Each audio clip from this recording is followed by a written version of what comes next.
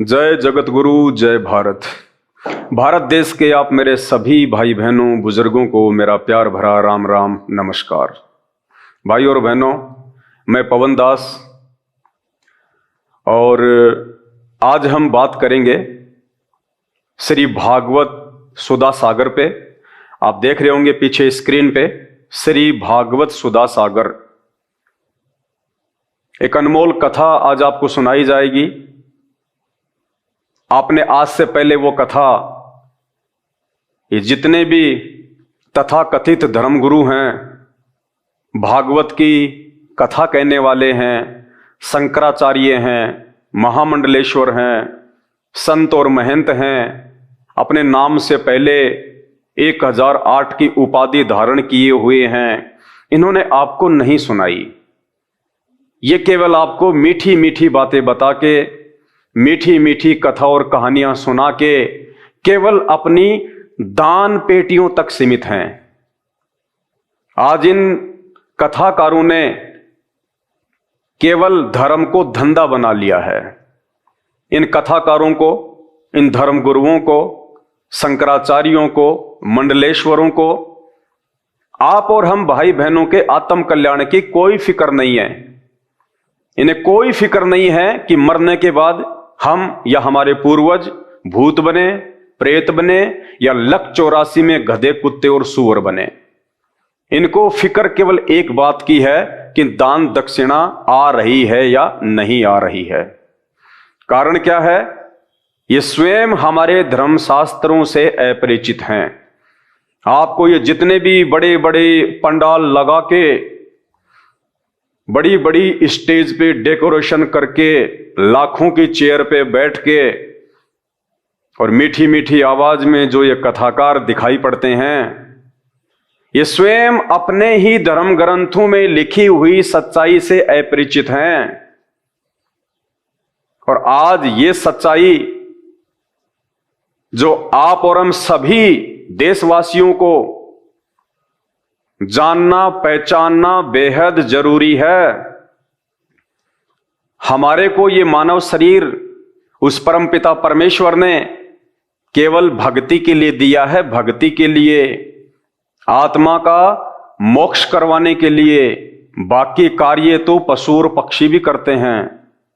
ये 84 लाख योनियों से भिन्न उस परमेश्वर ने हमें जो चोला दिया है मानव, ये केवल उस परमेश्वर की महिमा करने के लिए, सदकर्म करने के लिए और सदा सदा के लिए इन 84 लाख योनियों के महादुख से बाहर निकलने के लिए दिया है। भाई और बहनों, मुझ पवन दास के वीडियो देखना लोहे के चने चबाने के बराबर है। और जिस भाई बहन ने थोड़ा सा धैर्य धारण करके और निष्पक्ष होके यदि वीडियो देख लिया, उसकी आंखें खुल जाएंगी। वो बैठ के रोएगा 2 घंटे कि कहां हम इन अज्ञानी धर्मगुरुओं के पीछे अपना अनमोल मानव जीवन बर्बाद कर रहे थे। उन्हें केवल अपनी दान दक्षिणा से मतलब है, मान बढ़ाई से मतलब है, ऐसो आराम से मतलब है। उन्हें कोई मतलब नहीं है कि इन शास्त्रों में वर्णित सच्चाई तुम्हारे तक पहुंचाई जाए। अगर वो सच्चाई तुम्हें बता दें कि इन धर्मशास्त्रों में वास्तव में अध्यात्म के विषय में, और जिनको हम पूर्ण भगवान मानते हैं, ब्रह्मा विष्णु महेश माता जी, 33 करोड़ देवी देवता, जिनको हम पूर्ण परमात्मा पूर्ण भगवान मान के, मोक्ष के दाता मान के दिन रात उनकी कथाएं सुनते हैं, और वो धर्मगुरु जैसा हमें कर्म कांड करने के लिए बोलते हैं, दान दक्षिणा के लिए आदेश देते हैं, हम लोग वैसा ही फॉलो करते हैं। और जिस दिन आपको इन धर्मशास्त्रों में लिखित सच्चाई पता चलेगी, आप अपनी आंखों से देखोगे, उसके बाद आप देखना, आप सिर पे हाथ रख के रोओगे कि उन शास्त्र ज्ञानहीन धर्मगुरुओं ने, जो दिखाई देने में तो बिल्कुल ऐसे लगते हैं कि जैसे शास्त्र इन्हीं ने लिखे हों, पूरा का पूरा ज्ञान इनकी खोपड़ी में समाहित है, इनसे बढ़ के तो कोई महाज्ञानी है ही नहीं दुनिया में। जबकि हकीकत यह है कि हमारे धर्म ग्रंथों के विषय में चारों वेद, गीता जी, 18 पुराण, 6 शास्त्र और अन्य धार्मिक पुस्तकें, उन धार्मिक पुस्तकों और ग्रंथों के विषय में उन धर्म गुरुओं को, शंकराचार्यों को, संतों को, महंतों को, मठाधीशों को क ख ग का भी ज्ञान नहीं है कि वास्तव में ये धर्म ग्रंथ क्यों लिखे गए हैं और इनके लिखने का औचित्य क्या है। वे स्वयं सच्चाई से अपरिचित हैं, आपको कहां से ज्ञानी बना देंगे। और आज इन धर्म ग्रंथों में वर्णित जो सच्चाई जो सन 1994 से भगत समाज के सामने निकल के आ रही है, देश और दुनिया में जा रही है, टीवी चैनलों के माध्यम से सार्वजनिक तौर पे लोगों को समझाया जा रहा है, ये शुभ कार्य, ये पुण्य कार्य, ये धर्मार्थ का कार्य, ये परमार्थ का कार्य आज इस पूरे विश्व में केवल एकमात्र ऐसा धर्म गुरु है जो आप और हम जीवों के आत्म कल्याण के लिए संघर्ष कर रहे हैं। और उस महान महापुरुष जगत गुरु का नाम है परम पूज्य सतगुरु रामपाल जी भगवान। वीडियो को अंत तक देखना और आज इस वीडियो में आपको पता चलेगा कि जिन भगवानों को हम भगवान मान के पूज रहे हैं कि मरने के बाद में हम उनके लोक में जाएंगे, हमारी आत्मा का कल्याण हो जाएगा, हम कभी 84 लाख योनियों में वापस नहीं आएंगे गधे कुत्ते सुअर बनने के लिए। आज आपका सारा का सारा भ्रम निवारण हो जाएगा। यही श्री भागवत सुधा सागर इसका 12वां अध्याय, 8वां स्कंद और पेज नंबर 549, इसमें भगवान शंकर के विषय में, उनके चरित्र के विषय में, उनके कर्म और कुकर्म के विषय में, उनकी आदतों के विषय में, उनकी सोच और उनकी दृष्टि के विषय में जो सच्चाई लिखी हुई है, ये 12वां अध्याय, 8वां स्कंद और पेज नंबर 549 आज तक एकमात्र सतगुरु रामपाल जी भगवान को छोड़ के इन तथाकथित धर्म गुरुओं ने, शंकराचार्यों ने, आचार्यों ने, ऋषि मुनियों ने, संतों महंतों ने, भागवत के इन कथाकारों ने आप लोगों को क्यों नहीं सुनाई, जबकि ये अध्याय भी तो इसी भागवत के अंदर है कि हमारे भगवान श्री शंकर जी का कैसा चरित्र है, क्या वे पूजा के योग्य हैं, क्या वे भगवान कहलाने के योग्य हैं, क्या वे हम प्राणियों से उत्तम हैं। आज तक इन्होंने आपको सच्चाई नहीं बताई, जबकि इन्होंने इसको पढ़ा, उसके बावजूद भी आप लोगों को बताना उचित नहीं समझा। कारण एक ही था कि इन भगवानों की पूजा पाठ से ही तो इन नकली पंडितों का, ब्राह्मणों का, संतों का, धर्मगुरुओं का, शंकराचार्यों का धार्मिक धंधा चल रहा है। इनकी मीठी मीठी कथा कहानियां बताने से तो इनका ये रोजगार चल रहा है। और अगर इन्हीं भगवानों की वास्तविक सच्चाई कि ये कहां तक के भगवान हैं, कैसा इनका चरित्र है, ये पूजा करने के योग्य हैं या नहीं हैं, इनकी फोटोएं अपने घर में और पूजा स्थल पे रखने के योग्य हैं या नहीं हैं, क्या ब्रह्मा विष्णु महेश माता जी या 33 करोड़ देवी देवताओं की पूजा पाठ करने से, उनकी भक्ति करने से क्या जीव का आत्म कल्याण हो सकता है। इन्होंने आज तक आपको यह सच्चाई नहीं बताई। ये सच्चाई संत रामपाल जी भगवान ने आके बताई। पूरे विश्व पे उन्होंने महान परोपकार का ये कार्य किया है। तो आज हम शुरुआत करते हैं उन्हीं परम पूज्य सतगुरु रामपाल जी भगवान के आशीर्वाद से, जिन्होंने आज हमारी आंखें खोली हैं हर धर्म के धर्म ग्रंथों में लिखी हुई सच्चाई को बताकर कि बच्चों तुम किस दिशा में जा रहे हो, तुम कहां जा रहे हो। ये मानव शरीर तुम्हारा एक एक क्षण बर्बाद होता जा रहा है। तुम किन ओछी और छोटी साधनाओं में लगे हुए हो। इन भगवानों की स्वयं की मुक्ति नहीं है, ब्रह्मा विष्णु महेश 33 करोड़ देवी देवता, देवताओं का राजा इंद्र, इनका चरित्र, और मरने के बाद ये खुद भी 84 लाख योनियों में जाते हैं, इन्हीं सदग्रंथों में लिखा हुआ है। और ये नकली धर्म गुरु, ये कथावाचक, ये शंकराचार्य हमारे से उन्हीं मरणासन भगवानों की जो स्वयं 84 लाख योनियों में जाते हैं, जन्मते और मरते हैं, जिनकी स्वयं की मुक्ति नहीं है, उन्हीं की भक्ति करवाकर हमारी और हमारे पूर्वजों की मुक्ति का ठेका लिए घूम रहे हैं। हमारे पूर्वजों को इन्होंने भूत बनवा दिया, ये शास्त्र विरुद्ध साधना करवा करवा कर। तो मेरे प्यारे भाई और बहनों, अब जागो, सोने का समय नहीं है। ये सदग्रंथ, ये धार्मिक ग्रंथ, ये शास्त्र आप और हमारे लिए बने हैं, ताकि हम इनको पढ़ें, अपनी आंखों से देखें, इनमें क्या सच्चाई छुपी हुई है, उसके अनुसार फिर हम आगे बढ़ें। भाई और बहनों, आप में से बहुत सारे भाई बहन ऐसे हैं जिनके बच्चे शादी के लायक हो चुके हैं। यदि आपको अपनी बेटी का विवाह करना हो और आपको एक लड़के की तलाश हो, आप क्या करेंगे? क्या आप कोई भी ऐरा गैरा लड़का या किसी भी व्यक्ति के कह देने मात्र से और उस लड़के की जांच किए बिना, उसके खानदान की जांच किए बिना, उस लड़के का कैसा चरित्र है, कैसा उसका व्यवहार है, कहां तक उसने शिक्षा प्राप्त की है, क्या रोजगार करता है, लड़की का अच्छे से भरण पोषण कर पाएगा या नहीं कर पाएगा, क्या इन सब बातों को जाने बिना आप अपनी कलेजे की कोर, अपनी बेटी का हाथ किसी भी व्यक्ति के हाथ में दे देंगे?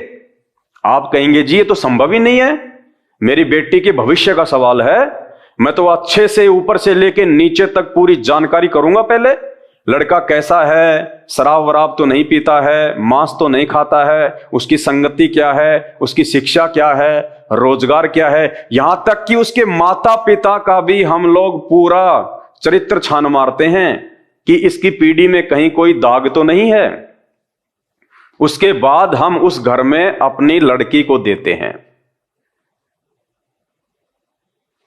और अपनी आत्मा के उद्धार के लिए, अपने मोक्ष के लिए किसी भी पंडित ने हमारे को भागवत की कोई मीठी मीठी कथा सुना दी, किसी भी व्यक्ति ने हमारे को कह दिया कि चल मेरे गुरुजी से नाम लेके आ जा, अरे चल वहां पे भागवत हो रही है, वहां पे वो कथा हो रही है, और भागवत के बाद आपको नाम से जोड़ दिया जाता है।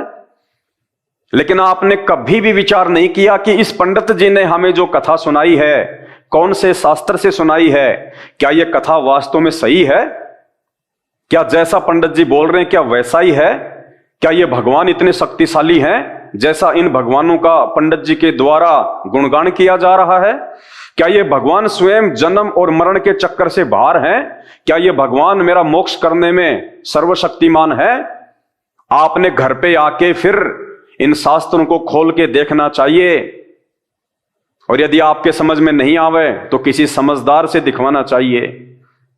तो जिस प्रकार एक बाप अपनी बेटी का हाथ बिना सोचे समझे किसी भी ऐरे गहरे व्यक्ति के हाथ में नहीं सौंप सकता, ठीक उसी प्रकार एक बुद्धिमान व्यक्ति, एक सच्चा हिंदू, एक सच्चा सनातनी अपने आध्यात्मिक जीवन का फैसला, अपने भविष्य का फैसला, अपनी आत्मा का फैसला सिर्फ किसी भी कथाकार के द्वारा, कोई भी भागवत की कथा सुना देने से या कोई भी मंत्र दे देने से, यदि उसकी बातों में आकर अपना आध्यात्मिक जीवन उसको सौंप देता है तो वो सबसे बड़ा मूर्ख व्यक्ति है, वो अज्ञानी है, नासमझ है, और अंत में फिर उसके साथ वो बनेगी जो हमारे पूर्वजों के साथ बनती आई है, मरने के बाद भूत प्रेत बनना और पीछे से फिर उनके श्राद्ध निकालना। ठीक इसी प्रकार हम मार्केट में जाते हैं, एक 50 रुपए का मिट्टी का मटका हमें लेके आना होता है, और वो मिट्टी का मटका लेने से पहले हम उसको 20 बार यूं ठोक ठोक के देखते हैं, बजा बजा के, कि ये कहीं से टूटा हुआ तो नहीं है, एक क्रैक तो नहीं है, एक कच्चा तो नहीं है, ये कमजोर तो नहीं है, कहीं मेरे 50 रुपए जो है वो बर्बाद तो ना हो जाएं। एक मिट्टी का 50 रुपए का मटका खरीदने से पहले भी हम लोग कितना सोचते हैं, कितना विचार करते हैं। और किसी भी अरे गहरे व्यक्ति को, पंडित को, कथाकार को, धर्मगुरु को अपना गुरु बनाने से पहले हम कुछ भी नहीं सोचते, जबकि शरीर की तो कोई कीमत नहीं है, अनमोल है। तो हमने विचार करना पड़ेगा ये शास्त्र क्या कह रहे हैं, हम किस दिशा में जा रहे हैं। सब्जी वाला आवाज लगाता है सब्जी ले जाओ, नीचे उतर के माता बहनें जाती हैं, 50 रुपए के आलू टमाटर खरीदती हैं और 20 बार उनको उलट पलट के देखती हैं, कहीं ये खराब तो नहीं है, सड़ा हुआ तो नहीं है। और जब बात आती है भक्ति की और भगवान को चूज करने की, उस समय हमारी आंखें बिल्कुल बंद हो जाती हैं। हम लोग विचार भी नहीं करते कि जिन भगवानों की पूजा करने के लिए इन ब्राह्मणों, इन पंडितों, इन धर्मगुरुओं के द्वारा जो हमें कहा जा रहा है, क्या ये भगवान वास्तव में पूजा के लायक है या नहीं है, ये सर्वशक्तिमान है या नहीं है, इनका चरित्र उत्तम है या नहीं है, या फिर हमारे जैसे ही हैं।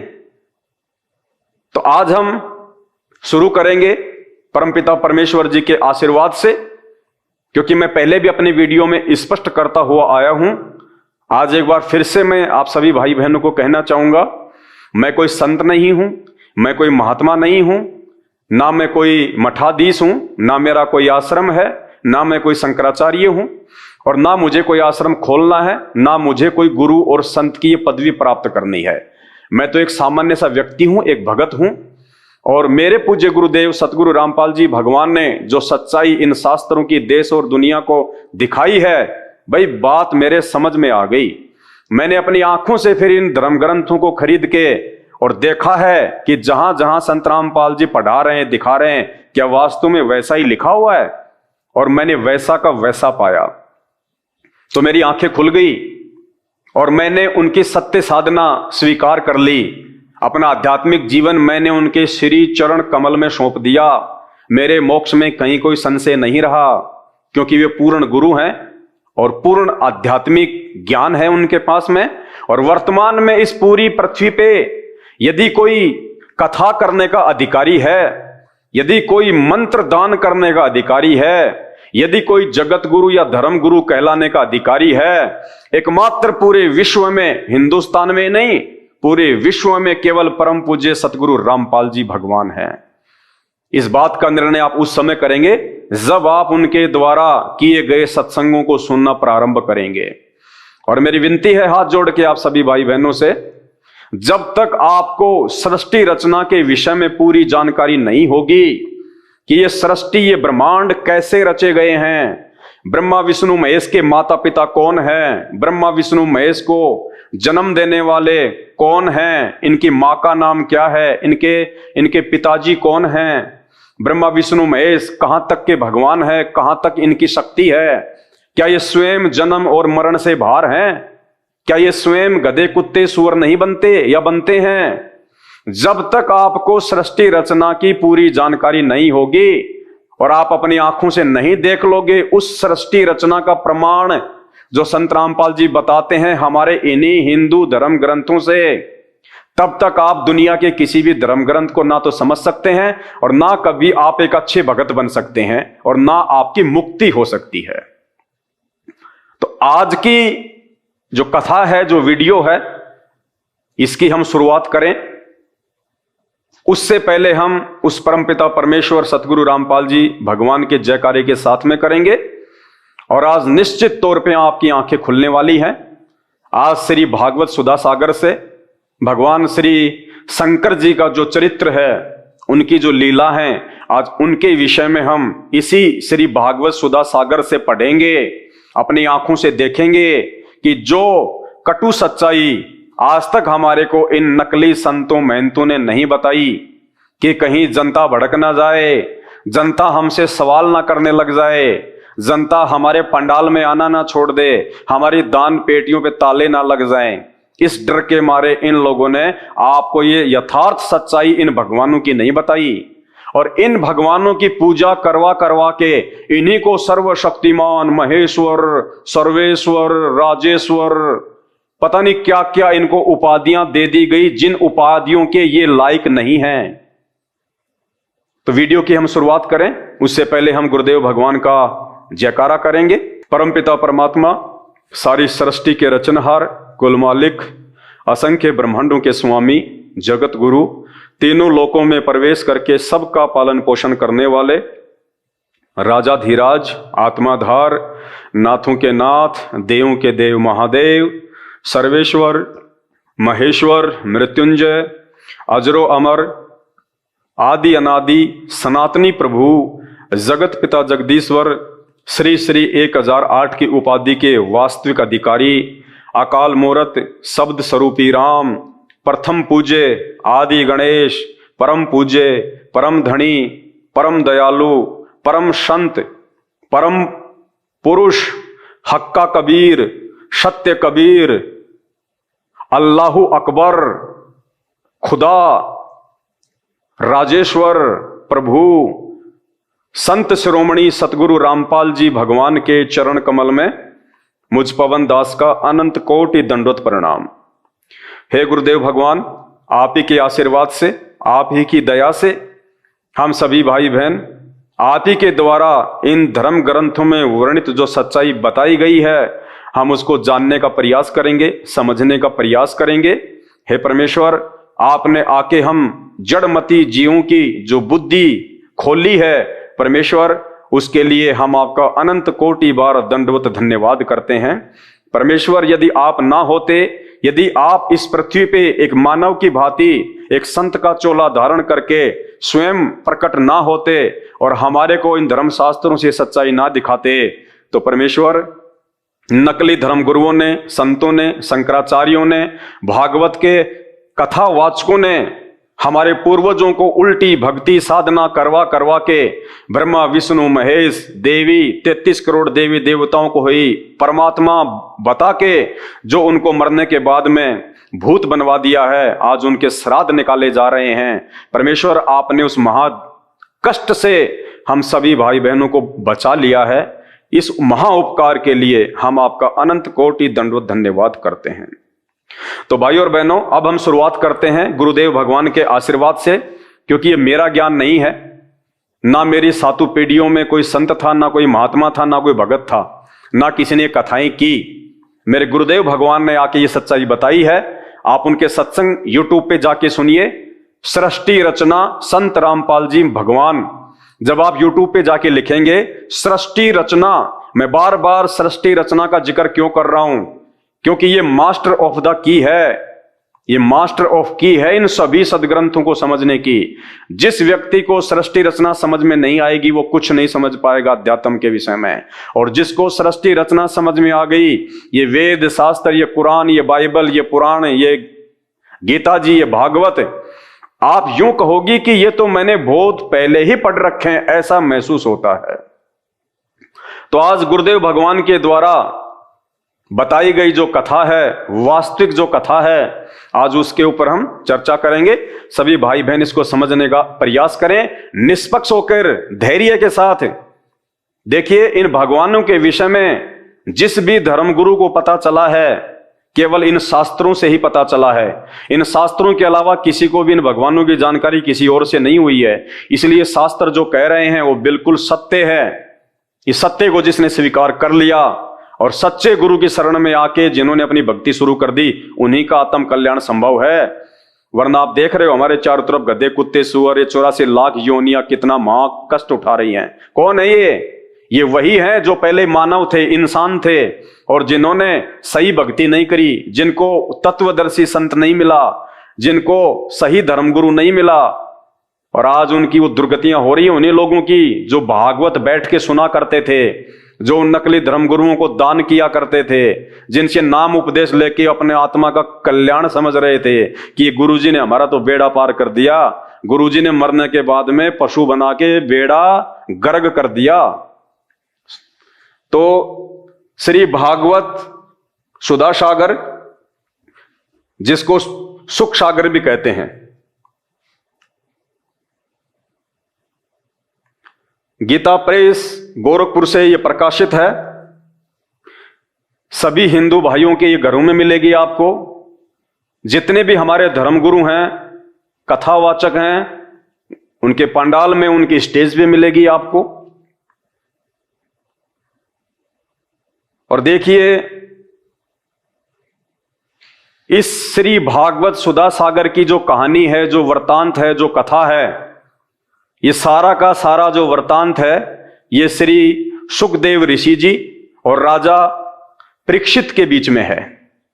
सुखदेव जी जो श्री वेद व्यास जी के पुत्र थे, और राजा परीक्षित जो पांडवों के अंतिम वंशज थे, उन दोनों के बीच की ये वार्ता है। ये श्री सुखदेव जी हैं जो कथा सुना रहे हैं राजा परीक्षित जी को, ये परीक्षित जी हैं। इन दोनों के बीच ये सारा संवाद है। और एक बात जो मेरे पूज्य गुरुदेव जी ने बताई, प्रथम बार पूरी दुनिया को, वो आपको भी सुननी चाहिए। जब राजा परीक्षित ने काल प्रभाव से एक ऋषि के गले में मरा हुआ सांप डाल दिया, और उसके बाद में उनको श्राप मिला कि आज से 7वें दिन तुझे तक्षक नाग डसेगा और उसके जहर से तेरी मृत्यु होगी। तो उस समय जो साधु संत महात्मा होते थे, वो सिद्धि युक्त होते थे, पाखंड नहीं करते थे, ड्रामा नहीं करते थे, भगवान से डरने वाले थे। तो राजा जो परीक्षित है वो घबरा गए कि इनका जो वचन है वो खाली नहीं जाता। राजा ने अपने मंत्रियों से विचार विमर्श किया। मंत्री भी उस समय बहुत अच्छे होते थे, जो सलाह देते थे बिल्कुल भगवान से डर के दिया करते थे। तो मंत्रियों ने कहा कि भगवान, इसका तो एक ही उपाय है कि आप किसी धर्म गुरु से आप इसकी सलाह लें, वही आपको सही मार्गदर्शन देंगे। राजा ने अपने धर्म गुरुओं से मार्गदर्शन लिया। तो उन्होंने कहा कि महाराज, 7वें दिन तो मृत्यु निश्चित है,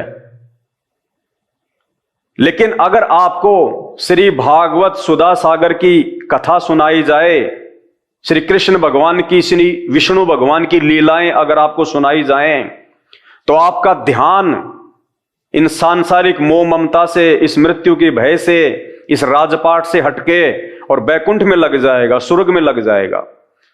तो मरने के बाद में आप सीधे बैकुंठ में चले जाओगे। तो परीक्षित ने कहा कि भैया, देर किस बात की, पंडित जियों को बुलाओ और भागवत करवाओ। अब विचार करने की बात यह है कि उस समय द्वापर युग में, आज से लगभग 5000 वर्ष पहले, यही श्री भागवत सुधा सागर, जिसकी कथा राजा परीक्षित को सुनाने के लिए किसी भी धर्म गुरु ने हां नहीं भरी, किसी भी कथावाचक ने हां नहीं भरी, किसी भी ऋषि मुनि साधु संत महात्मा ने हां नहीं भरी। सबने हाथ जोड़ लिए और कहा कि भगवान, हम श्री भागवत सुधा सागर का पाठ करने के, कथा करने के अधिकारी नहीं हैं, क्योंकि सबको पता था कि 7वें दिन रिजल्ट आएगा और उस समय तुम्हारे को सूली पे टांग दिया जाएगा। इसलिए किसी ने भी हां नहीं भरी कि साहब, हम वर्तमान के, हम द्वापर के जितने भी साधु संत महात्मा ऋषि हैं, हम ये कथाएं करने के अधिकारी नहीं हैं। बोला, कौन कर सकता है? तो उनको बताया गया कि ये कथा केवल ऋषि सुखदेव जी कर सकते हैं, और सुखदेव जी वर्तमान में स्वर्ग में हैं, विष्णु भगवान के लोक में हैं।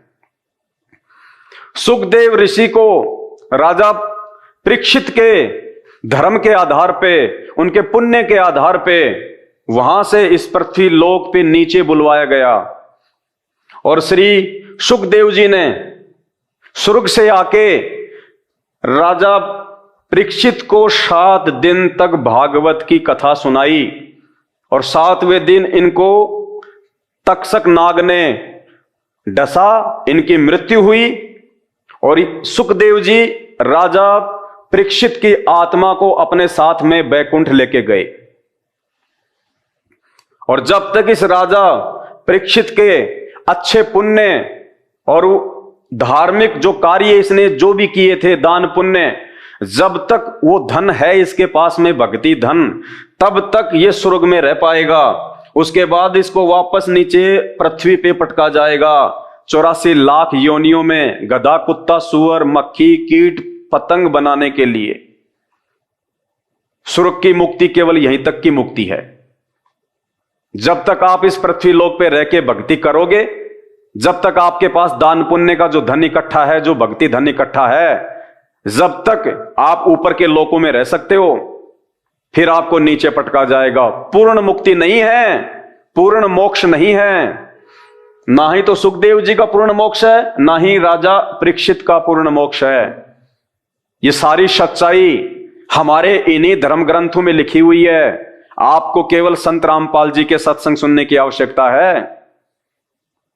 अरे इन बाकी धर्म गुरुओं से, जिनको आज आपने अपना गुरुजी बना रखा है, इनसे आपकी क्या रिश्तेदारी थी? आपने इनके प्रवचन सुने, आपको अच्छे लगे, आपने उनकी शरण ले ली। अब यदि इनसे ऊपर का ज्ञान कोई आपको बता रहा है, पूर्ण मोक्ष और मुक्ति का मार्ग कोई आपको बता रहा है, तो आपको कोई शर्म नहीं होनी चाहिए अपने आत्मा के कल्याण के लिए उनको छोड़ने में। बिल्कुल भी संकोच नहीं होना चाहिए। यदि आप जागरूक हैं तो, यदि आप एक बुद्धिमान व्यक्ति हैं तो द्वापर युग में कोई भी पंडित, ब्राह्मण, ऋषि, महात्मा, संत, मंडलेश्वर श्री भागवत की यह कथा सुनाने का अधिकारी नहीं था। सबने हाथ खड़े कर लिए। और वर्तमान में ये कलयुगी पंडित, ब्राह्मण और पंडित, जो शब्द आप बार बार मेरे मुंह से सुन रहे हैं, ये किसी जाति विशेष के लिए नहीं है। आम समाज में जो शर्मा जी वगैरह हैं, अपने नाम के आगे लगाते हैं, ये यहां पे उन लोगों की बात नहीं हो रही। आध्यात्मिक मार्ग में ब्राह्मण और पंडित उन लोगों को कहा जाता है जो आध्यात्मिक रूप से लोगों का गुरु बन के मार्गदर्शन करते हैं। तो वर्तमान के ये जो पंडित हैं, ये गुरु हैं, ये ब्राह्मण हैं, शंकराचार्य हैं, ये कथावाचक हैं, ये दबा के श्री भागवत सुधा सागर को अपनी कांख में, और गांव गांव, गली गली, हाँ जी मैं भी कथा कर दूंगा, मैं भी कथा कर दूंगा, सिर्फ दान दक्षिणा के लिए, सिर्फ पैसों के लिए, अपनी जेब भरने के लिए। कमा के खाने में इनको जोर आता है, पसीना आता है। इन्होंने अच्छा सा रोजगार देख लिया। ये शास्त्र, इनको पता है कि ये जो समाज है ये मूर्ख है, अज्ञानी है, इनको किसी प्रकार की कोई शुद्ध बुद्ध नहीं है। जो इनको तुम बता दोगे बैठ के, उसी को ये स्वीकार कर लेंगे। इनमें इतनी सोच नहीं है कि ये अपने घर पे जाके इन शास्त्रों में देखें कि जो पंडित जी ने कथा सुनाई है, क्या वास्तव में उसका मतलब वही है। इनको पता है इन सब बातों का, इसलिए आप और हमारी मूर्खता, अज्ञानता का फायदा इन लोगों ने उठाया है। तो द्वापर युग में जहां कोई भी पंडित, और आज के पंडित, ब्राह्मण, कथावाचक, मंडलेश्वर, शंकराचार्य तो है ही क्या, इनका तो स्तर कितना नीचे गिर चुका है। द्वापर, आज से 5000 साल पहले के पंडित, ऋषि, महात्मा तो कितने अच्छे थे। उस समय भी किसी ने हां नहीं भरी। श्री कृष्ण जी के गुरु दुर्वासा ऋषि, उनसे बढ़ के कौन था उस समय, उन्होंने भी हां नहीं भरी। बड़े बड़े संत महात्मा, और खुद श्री भागवत सुधा सागर के लेखक श्री वेद व्यास जी ने भी हाथ खड़े कर दिए कि महाराज, मैं ये कथा कहने का अधिकारी नहीं हूं, मेरे को भगवान की तरफ से आदेश केवल इनको लिखने का है, लिपिबद्ध करने का है। ये भागवत की कथा मैं भी नहीं कर सकता।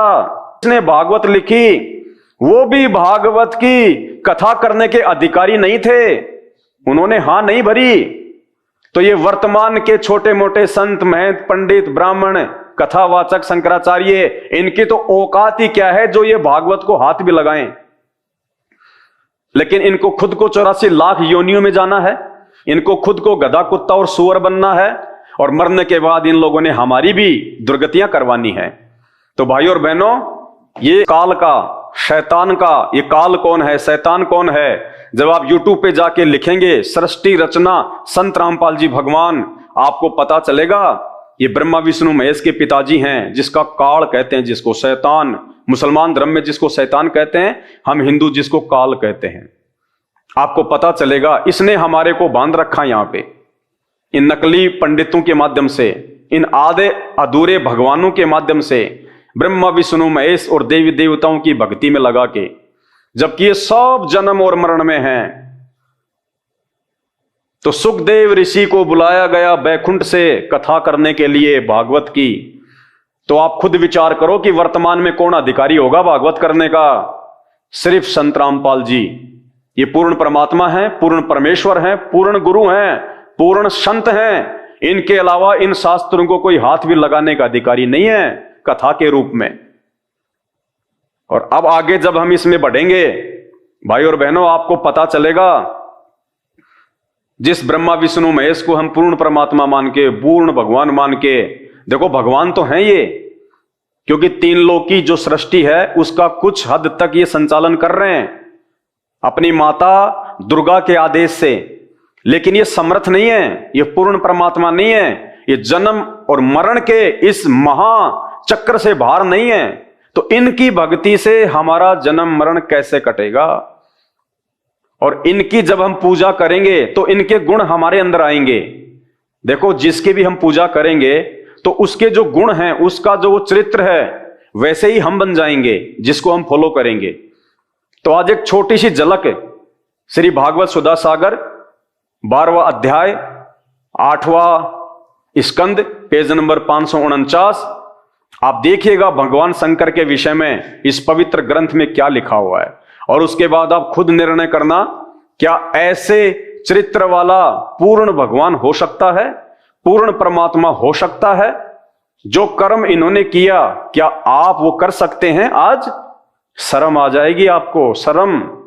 मुझे भी ये पढ़ाते वक्त मुझे शर्म आएगी, शर्म। माता बहनों के सामने बोल के भी नहीं सुना सकते। ऐसे कर्म हमारे भगवान शंकर ने किए हैं, जिनको हम भगवान मान के सर्वेश्वर, महेश्वर, मृत्युंजय, अजरो अमर, पूर्ण ब्रह्म अपनी आंखों से देखना। जो संत रामपाल जी भगवान ने दिखाया, बताया, ये शास्त्र संत रामपाल जी ने नहीं लिखे, ये शास्त्र वेद व्यास जी ने लिखे हैं, ऋषि मुनियों ने लिखे हैं। संत रामपाल जी तो केवल बता रहे हैं कि ये क्यों लिखे गए, और इनमें जो लिखी गई सच्चाई है वो इंसानों के लिए है, जानवरों के लिए नहीं है। तो आपने अपने जीवन का फैसला स्वयं करना है।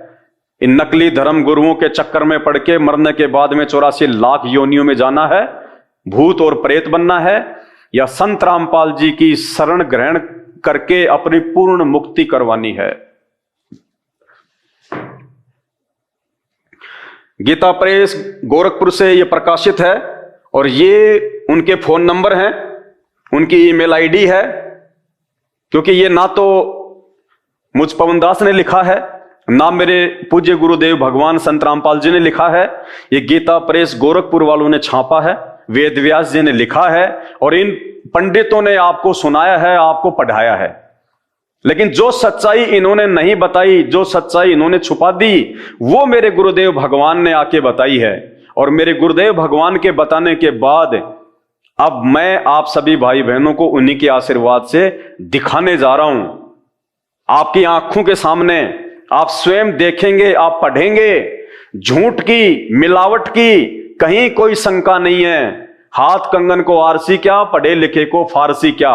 आपकी आंखों के सामने जो पेज नंबर आपको जो बताया गया है, जो अध्याय बताया गया है, आप मार्केट से इसको खरीद के 200-250 रुपए में आएगा, अपनी आंखों से देखिए, आपका मोतिया बिंद हट जाएगा और आंसू गिरेंगे आपके कि हे भगवान, हम इन कथावाचकों को स्वयं ही भगवान मान रहे थे कि ये तो ब्रह्मा विष्णु महेश के अवतार हैं जो ये कथाएं कर रहे हैं, और ये तो आम व्यक्ति से भी नीचे गिरे हुए हैं, आम व्यक्ति से भी नीचे गिरे हुए हैं ये कथावाचक।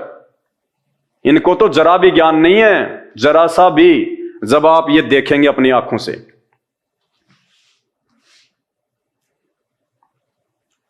अध्याय 12 अष्टम स्कंद है, और पेज नंबर है 549। 12वां अध्याय है श्री भागवत सुधा सागर का। क्या लिखा हुआ है? मोहिनी रूप को देखकर महादेव जी का मोहित होना। मोहिनी रूप को देखकर महादेव जी यानी शंकर जी का, शिव जी का, भगवान शंकर का उसके ऊपर मोहित हो जाना। श्री सुखदेव जी कहते हैं, परीक्षित, जब भगवान शंकर ने यह सुना कि श्री हरि ने स्त्री का रूप धारण करके असुरों को मोहित कर लिया और देवताओं को अमृत पिला दिया। जब समुद्र मंथन हुआ था उस समय अमृत का जो घड़ा है वो निकला था और विष का घड़ा निकला था। भगवान विष्णु ने एक सुंदर स्त्री का रूप धारण किया था, मोहिनी का, और मोहिनी का रूप धारण करके राक्षसों को भगवान विष्णु ने मदिरा पान करवाया अपने हाथों से, उनको बेशुद्ध कर दिया, और जो अमृत का जो घड़ा था वो उन्होंने देवताओं को दे दिया। और उस समय भगवान शंकर ने समुद्र मंथन के दौरान जो विष निकला था, जहर, उसको अपने कंठ में रोक लिया था, जिस कारण से वो बेशुद्ध थे। तो उस समय वो मोहिनी रूप को नहीं देख पाए। बाद में आगे चल के देवताओं ने जब मोहिनी रूप का वर्णन किया तो भगवान शंकर के अंदर से इच्छा हुई कि मैं भी वो स्त्री का सुंदर रूप देखूं। जैसे आजकल आप देखते होंगे बहुत सारे ऐसे लोग हैं, जब कोई सुंदर माता बहन कहीं से निकलती है या गुजरती है तो उसको एकटक उसको देखते हैं। या जैसे कोई हीरोइन आ गई बहुत सुंदर, ऐश्वर्या राय आ गई, सन्नी लियोन आ गई, तो क्या करेंगे ये लड़के और लड़कियां? दौड़ दौड़ के जाएंगे। उस दिन स्कूल भी नहीं जाएंगे, कॉलेज भी नहीं जाएंगे, और उनको देखने के लिए जाएंगे, उनकी सुंदरता को देखने के लिए। तो हमारे भगवान भी हमारे से कोई ज्यादा दूर नहीं है। हमारे भगवान के मन में भी इच्छा प्रकट हो गई कि ऐसा कैसा, कितनी सुंदर औरत का रूप बनाया भगवान ने, उसको देखना चाहिए। तो भगवान शंकर मोहिनी का रूप देखने के लिए आतुर हो गए। अरे मेरे घर में मेरी स्त्री है, वो जैसी भी है, और मुझे पता चले कि यहां से 2 किलोमीटर दूर एक आदमी ने शादी की है और इतनी अच्छी और सुंदर स्त्री लेके आया है, भाई क्या बात कही। और मैं अपनी पत्नी से कहूं कि देख मैं उस औरत को देख के आ रहा हूं, मैंने सुना बहुत सुंदर है वो, तो घर में झगड़ा होगा कि नहीं होगा? मेरी औरत की नजरों में मैं नीचे गिरूंगा या नहीं गिरूंगा? तो अब आप विचार कर लेना। भगवान शंकर शादीशुदा, बाल बच्चे वाले, और सती उनकी पत्नी, जिनको हम माता पार्वती कहते हैं, और उसके बावजूद भी भगवान शंकर की इच्छा हुई कि मैं मोहिनी का रूप देखूं, उस सुंदर स्त्री को देखूं। परीक्षित, जब भगवान शंकर ने यह सुना कि श्री हरि ने स्त्री का रूप धारण करके असुरों को मोहित कर लिया और देवताओं को अमृत पिला दिया, तब वे सती देवी के साथ बैल पर सवार हो समस्त भूत गणों को लेकर वहां से गए। वहां भगवान मधुसूदन यानी विष्णु जी निवास करते हैं।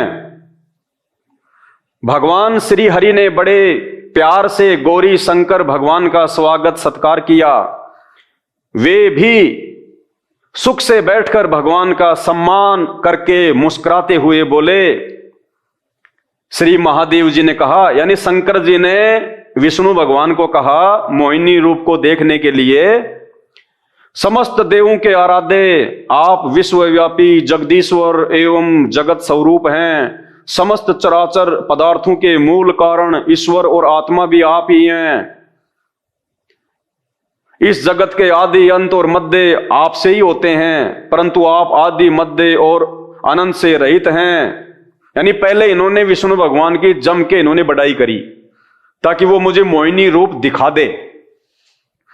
फिर क्या कहा आगे चल के शंकर जी ने? भगवान शंकर ने कहा विष्णु जी से, मैं आपके उस अवतार का भी दर्शन करना चाहता हूं जो आपने स्त्री रूप में ग्रहण किया था, जिससे दैत्यों को मोहित करके आपने देवताओं को अमृत पिलाया।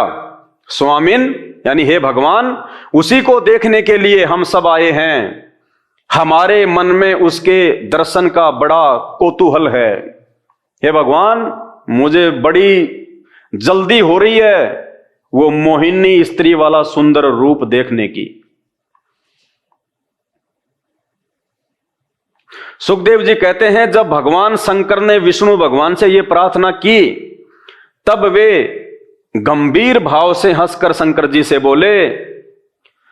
श्री विष्णु भगवान ने कहा, शंकर जी, उस समय अमृत का कलश दैत्यों के हाथ में चला गया था, अतः देवताओं का काम बनाने के लिए और दैत्यों का मन एक नए कौतूहल की ओर खींच लेने के लिए ही मैंने वह स्त्री रूप धारण किया था।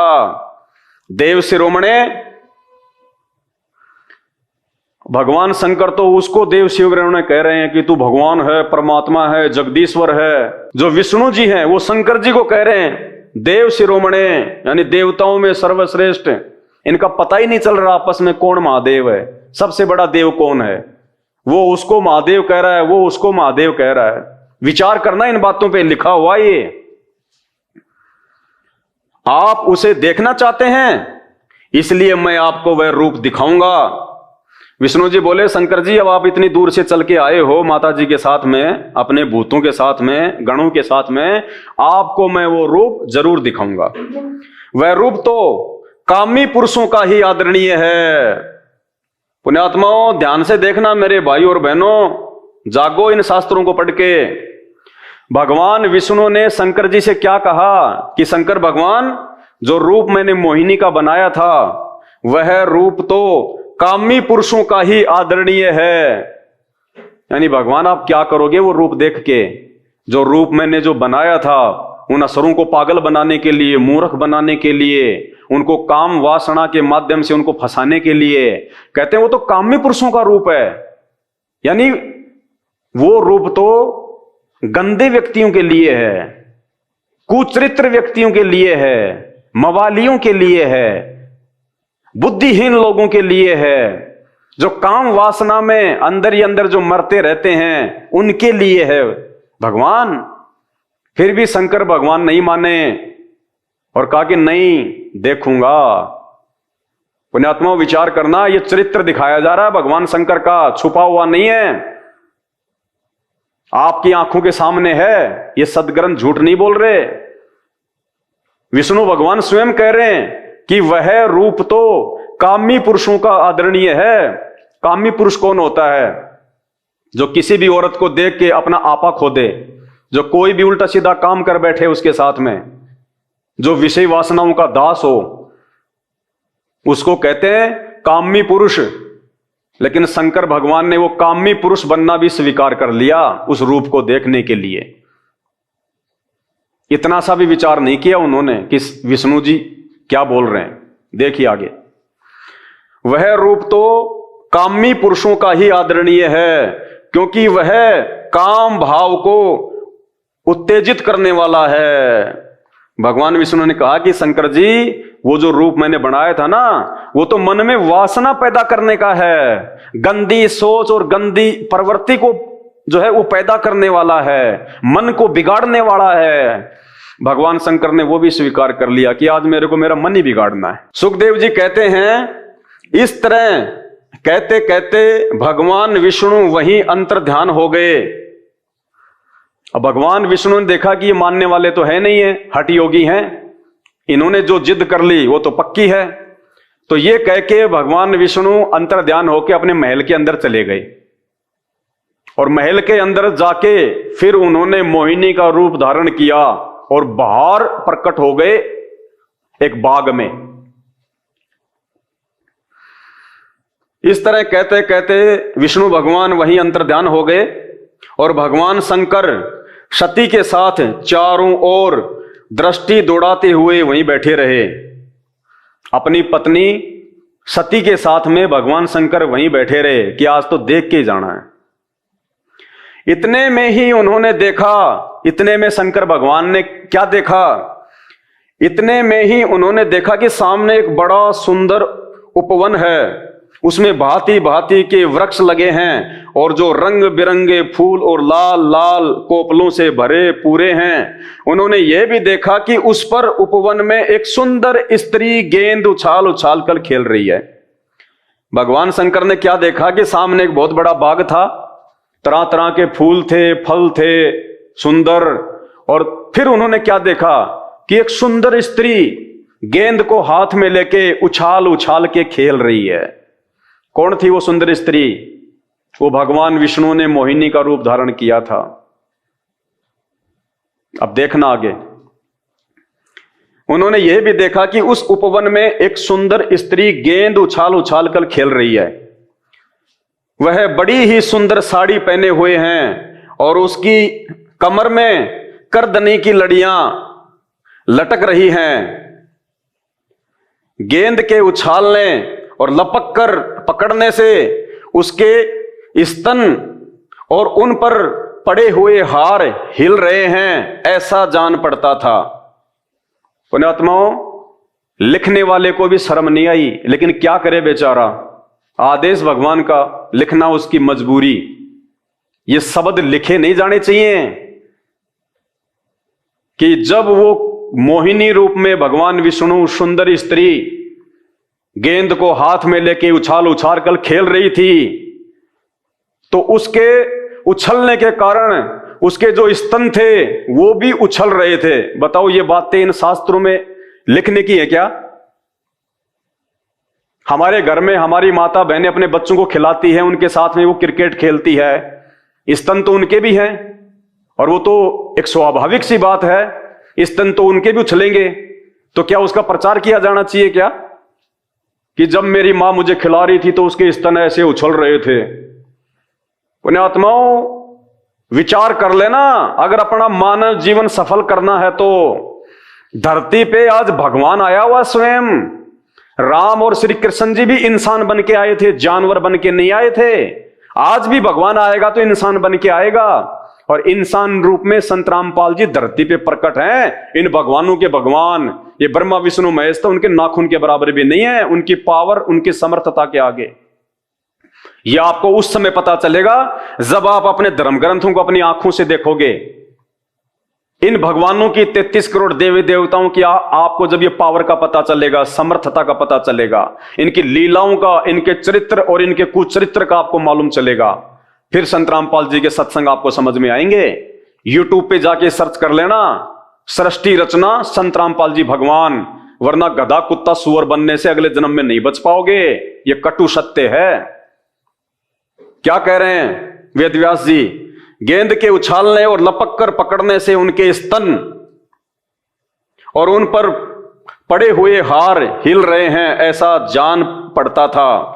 मानो इनके भार से उनकी पतली कमर पर पग पग पर टूटते टूटते बच जाती है।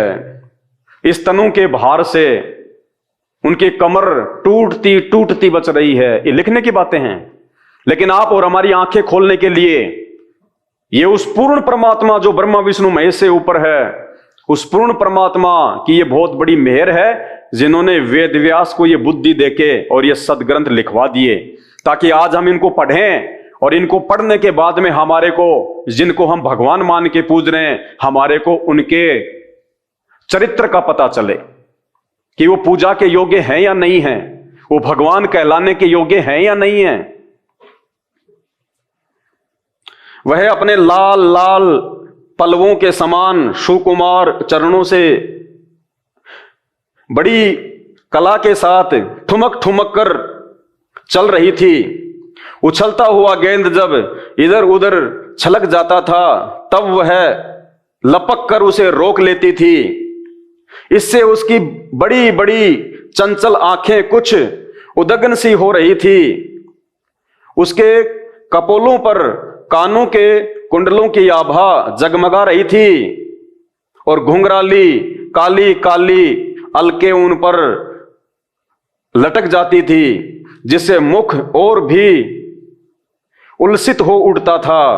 जब कभी साड़ी सरक जाती और उसके केसों की वेणी खुलने लगती, तब अपने अत्यंत सुकुमार बाएं हाथ से वह उन्हें संभार लिया करती थी। उस समय भी वह दाहिने हाथ से गेंद उछाल उछाल कर सारे जगत को अपनी माया से मोहित कर रही थी। गेंद से खेलते खेलते उसने तनिक लज्जा भाव से मुस्कुराकर तिरछी नजर से शंकर जी की ओर देखा। उस मोहिनी ने जो गेंद से खेल रही थी, जिसकी साड़ी नीचे सरक चुकी थी, इतना सुंदर रूप था, और खेलते खेलते उसने तिरछी नजर से भगवान शंकर की तरफ देखा। फिर क्या हुआ? बस उनका मन हाथ से निकल गया। किसका? शंकर जी का। ये शंकर भगवान का मन उनके हाथ से निकल गया। शंकर भगवान अपने होशो हवास खो बैठे उस औरत की सुंदरता को देख के, उसके यौवन को देख के, उसको रूप को देख के। अरे आजकल के नौजवानों को क्या दोष दें जब हमारे भगवानों का मन उनके हाथ से निकल गया एक सुंदर औरत को देख के। तो आज के नौजवान युवाओं को कौन क्या दोष दे सकता है? भाई, जिसकी हम पूजा करेंगे और जिसका जैसा चरित्र है वैसा ही तो आज हमारा होगा। तो इन भगवानों की पूजा करते करते उनके जो गुण हैं आज हमारे अंदर भी आ गए। इसीलिए सबकी नजरें आज गंदी हो रखी हैं। कोई माता बहन निकलती है तो सबकी कुदृष्टि पड़ती है, क्योंकि जब हमारे भगवान नहीं ऐसे हैं तो हम कैसे होंगे? अरे टीचर बच्चे को जो पढ़ाएगा, बच्चा तो वैसी पढ़ाई पढ़ेगा, उसमें बच्चे का उसमें क्या दोष है? तो उस मोहिनी के सुंदर रूप को देख के, और मोहिनी ने जब शंकर भगवान की तरफ तिरछी नजर से देखा, तो शंकर भगवान का मन उनके हाथ से छूट गया। शुद्ध बुद्ध खो बैठे, आपा खो दिया भगवान ने, सब कुछ भूल गए, उसके ऊपर मोहित हो गए, आसक्त हो गए। जैसे काम वासना के समय इंसान को कुछ याद नहीं रहता। उनका मन हाथ से निकल गया। वे मोहिनी को निहारने और उसकी चितवन के रस में डूबकर विह्वल हो गए। बिल्कुल पागल से हो गए भगवान शंकर। कुछ याद नहीं रहा उनको कि मेरी पत्नी भी यहीं बैठी हुई है, मेरे बेटे भी यहीं हैं, मेरे जो गण हैं वो भी यहीं हैं। वो क्या कहेंगे, वो क्या सोचेंगे मेरे इस प्रकार से ये व्यवहार करने के चलते? उन्हें अपने आप की भी सुध नहीं रही। फिर पास में बैठी हुई अपनी पत्नी सती और गणों की तो याद ही कैसे रहती। वेदव्यास जी कह रहे हैं कि उस मोहिनी के रूप को देख के भगवान शंकर इतने कामुक हो गए, इतने वासना ग्रस्त हो गए, बेसुध हो गए। उनको खुद की अपनी सुध नहीं रही, तो अपने पास में बैठी अपनी पत्नी सती और जो गण उनके साथ में आए थे विष्णु शंकर लोक से, उनकी तो याद ही कहां रहती। अपनी औरत को भी भूल गए भगवान शंकर, उस दूसरी औरत के ऊपर आसक्त होके। ये चरित्र हमारे ग्रंथों में, इसी भागवत सुधा सागर में 12वें अध्याय में लिखा हुआ है। सवाल करना इन नकली धर्मगुरुओं से, इन भागवत के कथावाचकों से कि तुम इसके ऊपर क्यों नहीं पढ़ाते, इसके ऊपर क्यों तुम ये कथा नहीं सुनाते कि हम जिनको भगवान मान के पूज रहे हैं उनका क्या, उनका जो है वो चाल चलन है। भगवान शंकर को अपनी स्त्री की भी कोई सुध बुध नहीं रही, गणों की तो याद ही कैसे रहती। एक बार मोहिनी के हाथ से उछलकर गेंद थोड़ी दूर चला गया, वह भी उसके पीछे पीछे दौड़ी। उसी समय शंकर जी के देखते देखते वायु ने उनकी झिनी सी साड़ी करदनी के साथ ही उड़ा दी। जो मोहिनी थी वो निवस्त्र हो गई, हवा से उसकी साड़ी हट गई, उसके शरीर से निवस्त्र हो गई। मोहिनी का एक एक अंग बड़ा ही रुचिकर और मनोरम था।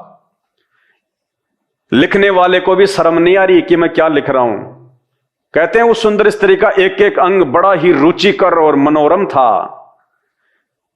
अरे ये कामसूत्र की किताब है या फिर ये भागवत है? ये पंडित लोग ये कामसूत्र की कथा करते हैं या फिर भागवत की करते हैं? अगर किसी व्यक्ति का ऐसा चरित्र यदि कोई किसी के सामने बताए, वो उसके घर पे कभी वो जिंदगी में नहीं जाएगा। कोई अपनी बेटी का रिश्ते करने जा रहा है और पड़ोसी आके उसको उस लड़के के चरित्र के बारे में बताए कि साहब ऐसे ऐसे एक समय एक स्त्री आ गई थी हमारे यहां और इतनी सुंदर थी, हवा तेज चल रही थी, उसकी साड़ी हट गई, निवस्त्र हो गई, और ये लड़का उस समय उसके एक एक अंग को निहारने लग गया, पागल सा हो गया, बेसुध हो गया। वो बाप अपनी बेटी की शादी उसे करेगा क्या? जिंदगी में नहीं करेगा, उस घर में भी नहीं जाएगा और दोबारा। और हम भगवान मान के पूज रहे हैं। देखते जाइए आगे आगे, ये तो शुरुआत है, ट्रेलर है। मोहिनी का एक एक अंग बड़ा ही रुचिकर और मनोरम था, जहां आंखें लग जाती लगी ही रहती। यही नहीं, मन भी वहीं रमण करने लगता। उसको इस दशा में देखकर भगवान शंकर उसकी ओर अत्यंत आकृष्ट हो गए। मोहिनी को नंगा देखकर, निवस्त्र देखकर, और भगवान शंकर उसके ऊपर फिदा हो गए। आकृष्ट मानी आकर्षित हो गए, वो फिदा हो गए। उन्हें मोहिनी भी अपने प्रति आसक्त जान पड़ती थी। उसने शंकर जी का विवेक छीन लिया। भाई ध्यान से पढ़ना मेरे हिंदू भाइयों, उस एक स्त्री ने, जिसको हम भगवान कहते हैं कि वो भगवान सबको सद्बुद्धि देता है, सबको वो बुद्धि दे देता है, उस एक स्त्री ने हमारे उस भगवान की बुद्धि छीन ली, उसका विवेक छीन लिया। सोचने समझने की शक्ति भगवान की खत्म। इसीलिए तो आज इस देश का बेड़ा गर्क हो गया है। भगवान शंकर का विवेक छीन लिया उसने, बुद्धि छीन ली भगवान शंकर की। अरे भगवानों की अगर कोई बुद्धि छीन ले तो फिर ये लोक कौन चलाएगा? जीवों को कौन संभालेगा? और जिसकी बुद्धि छीन जाती है उसको पागल कहते हैं। ये शास्त्रों में लिखा हुआ है। एक स्त्री ने, उस स्त्री के रूप ने, और जिसको हम भगवान कहते हैं, सबका उत्पत्तिकर्ता कहते हैं, उस भगवान का विवेक छीन लिया उसकी सुंदरता ने। ये कहां तक के भगवान है? जो भगवान एक स्त्री के ऊपर आसक्त हो जाए वो भगवान नहीं, वो कामी पुरुष होता है। तो एक स्त्री ने भगवान की बुद्धि छीन ली। बस हमारे भगवानों के पास में इतनी ही पावर है कि एक स्त्री ने हमारे भगवान का विवेक छीन लिया, उसकी बुद्धि छीन ली। उसने शंकर जी का विवेक छीन लिया। वे उसके हाव भाव से कामातुर हो गए। कामातुर सेक्स के लिए तैयार हो गए, भावनाओं में बह गए। शुद्ध बुद्ध खो दी भगवान ने। कामातुर का क्या अर्थ होता है आप सब जानते हैं। वासनाग्रस्त हो गए भगवान, शुद्ध बुद्ध खो दी भगवान शंकर ने। कामातुर हो गए, संभोग करने के लिए तैयार हो गए, जबकि पास में खुद की पत्नी बैठी हुई है। क्या सोचा होगा माता सती ने, माता पार्वती ने? क्या इज्जत रही होगी भगवान शंकर की माता सती की नजरों में? खुद की औरत पास में बैठी हुई है और वे एक दूसरी औरत के ऊपर आसक्त हो गए, संभोग के लिए तैयार हो गए। उसके अलावा उनकी दृष्टि कहीं जा ही नहीं रही। उनका विवेक छिन गया। वो भूल गए कि यहां पे मेरी पत्नी भी बैठी हुई है। बस इतनी बुद्धि होती है भगवानों में। अरे इनसे ज्यादा बुद्धि तो एक आम व्यक्ति में होती है। वो भी ऐसी घटिया हरकत नहीं करता। उसको भी समाज का भय होता है, माता पिता का भय होता है कि कल को समाज मेरे विषय में क्या सोचेगा, क्या कहेगा। वो भी सोच समझ के काम करता है। और भगवान तो अपनी ही पत्नी और अपने ही जो सेवादार थे, जो गण थे, उनके सामने ही बेसुध हो गए। उसने शंकर जी का विवेक छीन लिया। वे उसके हाव भाव से कामातुर हो गए और भवानी के सामने ही लज्जा छोड़कर उसकी ओर चल पड़े। भगवानी यानी सती पार्वती भवानी के सामने, अपनी पत्नी के सामने ही लज्जा को छोड़ के, शर्म को छोड़ के और उसकी ओर चल पड़े, मोहिनी के पीछे चल पड़े, अपनी पत्नी को भी छोड़ के। भाइयों, मेरे ऊपर गुस्सा करने का या फिर क्रोध करने का कोई मतलब नहीं है। ये मेरे बाप दादाओं ने नहीं लिखे, ये वेद व्यास जी ने लिखे। और आपके जो महाराज जी हैं, जो ये कथावाचक हैं, ये आपको दिन रात सुनाते हैं। गीता प्रेस गोरखपुर वालों ने इसको छापा है, उनके मोबाइल नंबर भी हैं, फोन नंबर भी हैं, ईमेल भी हैं, उनसे संपर्क करना कि अगर ये गलत है तो तुमने क्यों छापा। फिर वो आपको जवाब देंगे ये गलत है या सही है। आगे पढ़िए। मोहिनी वस्त्रहीन तो पहले ही हो चुकी थी, यानी नंगी तो पहले ही हो चुकी थी वो। शंकर जी को अपनी ओर आता देख बहुत लज्जित हो गई। वह एक वृक्ष से दूसरे वृक्ष की आड़ में जाकर छिप जाती और हंसने लगती, परंतु कहीं ठहरती न थी। भगवान शंकर की इंद्रियां अपने वश में नहीं रही। बताओ, ये भगवान है। भगवान शंकर की इंद्रियां अपने वश में नहीं रही, तो इनकी भक्ति करने से हमारी इंद्रियां कैसे वश में रहेंगी? कैसे हम एक अच्छे व्यक्ति बन सकते हैं, एक अच्छे साधक बन सकते हैं? जब एक औरत को देख के भगवान शंकर की भी इंद्रियां उनके काबू से बाहर हो गई, तो उस भगवान शंकर की भक्ति करने से हम जैसे 2 कोटि के आम व्यक्तियों की, आम भक्तों की इंद्रियां कैसे वश में रहेंगी? ये विचार करने की बात है। आप तो एक अच्छे इंसान भी नहीं बन सकते, क्योंकि हम जिसकी पूजा करते हैं उसके गुण और उसका चरित्र उस व्यक्ति ने अपने ऊपर धारण करना होता है कि मैं भी उनके जैसा बनूं। आज कौन मां बाप चाहेगा अपने बच्चों को भगवान शंकर जी के जैसा बनाना? क्या चाहेगा कोई मां बाप कि मेरा बच्चा मार्केट में जब जाए, स्कूल या कॉलेज में जाए, और यदि कोई सुंदर स्त्री या कोई बहन बेटी दिखाई दे तो उसके ऊपर आसक्त हो जाए, मोहित हो जाए? चाहेगा कोई मां बाप? तो हम जिसकी पूजा करते हैं उसके गुण और उसका चरित्र ऑटोमेटिक हमारे अंदर समाहित हो जाता है। और इसी का यह नतीजा है कि आज समाज के अंदर माता बहनों का निकलना मुश्किल हो जाता है। बेचारी पूरे शरीर पे कपड़े पहन के निकलती हैं, फिर भी लोगों की जो कुदृष्टि है उससे वो बच नहीं पाती।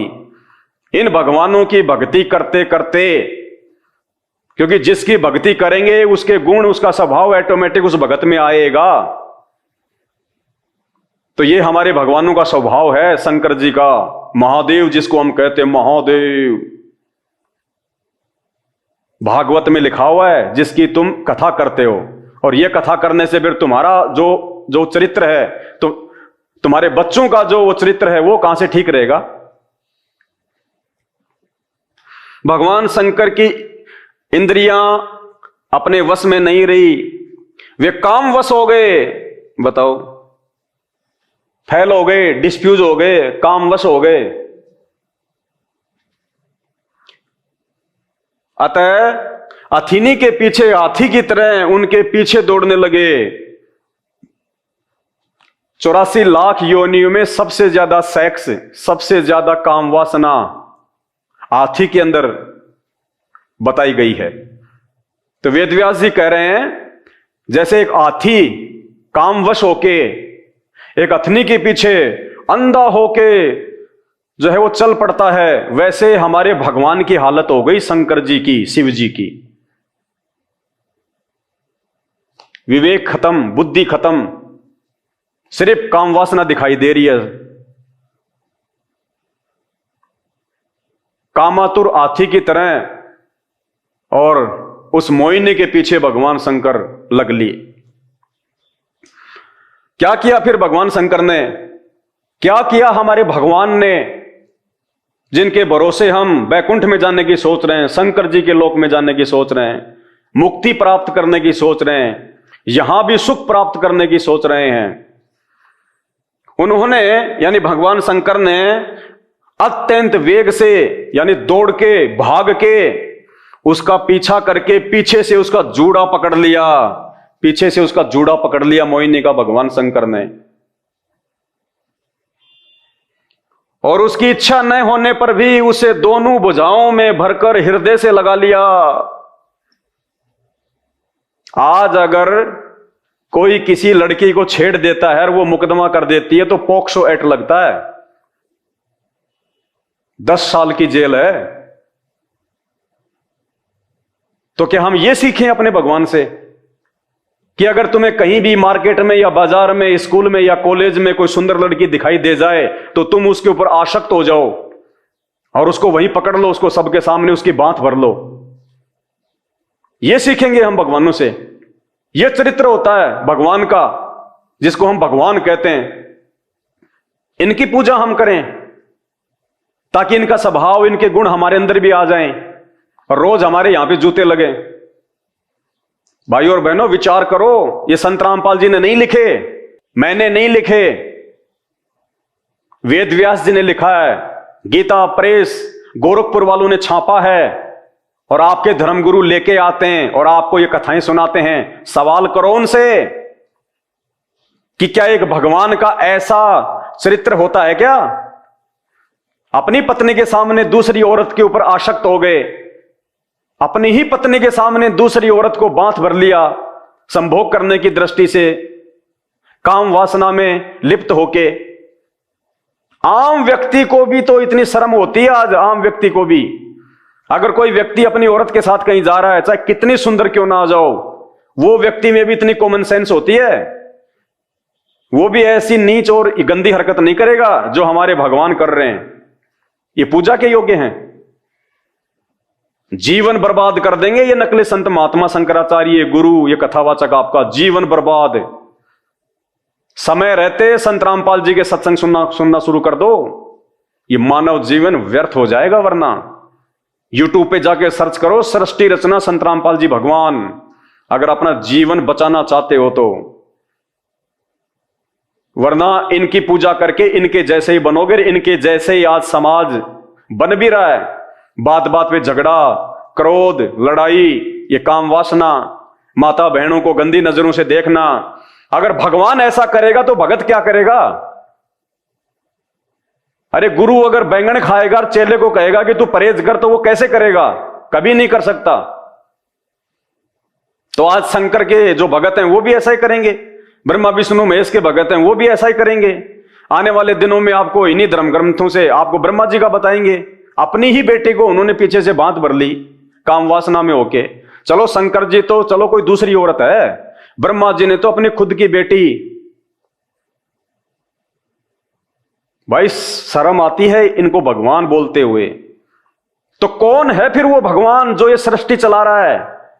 अगर शंकर जी अगर सृष्टि चला रहे हैं तो जिस समय मोहिनी का सुंदर रूप देख के शंकर जी का जो विवेक है वो छिन गया, तो शंकर जी को तो सुध बुध रही नहीं, तो सृष्टि कौन चला रहा था फिर उस समय? जब शंकर जी अपने होशो हौस में नहीं थे, शंकर जी को मालूम नहीं था कि क्या हो गया, उस समय कौन सृष्टि चला रहा था?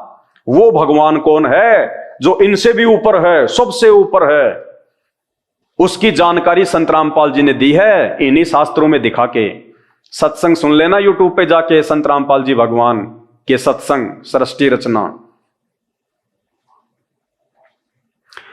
भगवान शंकर ने यानी उन्होंने अत्यंत वेग से उनका पीछा करके पीछे से उनका जूड़ा पकड़ लिया और उसकी इच्छा न होने पर भी उसे दोनों भुजाओं में भरकर हृदय से लगा लिया। आपके घर पे आपका कोई दोस्त आ जाए और आपकी बहन को या आपकी औरत को देख के वो भगवान शंकर की तरह हो जाए और काम वासना के वशीभूत हो गए, सेक्स करने की इच्छा से अगर वो आपकी बहन का या आपकी औरत का यदि वो पीछे से जूड़ा पकड़ ले, उसको बांध भर ले, आप क्या करोगे? उसको खीर खिलाओगे? उसके लिए आप अच्छा सा मतलब बेड लगाओगे कि रात को आप आराम करो? उसी समय जूते मार मार के भगा दोगे आप कि नालायक इंसान, तुझे ये भी नहीं पता कि समाज में कैसे राज आता है। दूसरे की मां बहन बेटियों को अपनी मां बहन और बेटी की दृष्टि से जो है वो देखना चाहिए। नालायक इंसान, तुझे इतनी भी तमीज नहीं है। और भगवान की हम पूजा कर रहे हैं, जो वही काम कर रहे हैं, उनके आगे हम अगरबत्ती कर रहे हैं, उनके हम फूल चढ़ा रहे हैं कि भगवान बहुत अच्छा, तुम करो, हम संभाल लेंगे, टेंशन ना लो आप। क्यों? क्योंकि आज तक हमारे को इन भगवानों का यह चरित्र इन्हीं शास्त्रों से इन नकलियों ने नहीं दिखाया। इन नकली शास्त्रियों ने, पंडितों ने, ब्राह्मणों ने, इन कथावाचकों ने, शंकराचार्यों ने हमारे को यह सच्चाई नहीं बताई। इन भगवानों की पार्ट 2, केवल पार्ट 1 पढ़ाया हमारे को। मीठी मीठी कथा कहानियां भिलनी राम की, सुदामा श्री कृष्ण जी की मीठी मीठी कहानी सुना सुना के दान पेटियां भरी। ये पार्ट 2 ये नहीं दिखाया, सच्चाई नहीं दिखाई, सिक्के का दूसरा पहलू नहीं दिखाया। क्योंकि ये अगर वो बता दें इन भगवानों के विषय में तो लोग इनको पूजना छोड़ दें और लोग सवाल करें कि ये तो भगवान हो नहीं सकते ऐसे काम करने वाले। भाई भगवान कौन है उसकी जानकारी दो, जो इन गंदे कर्मों से दूर होता है।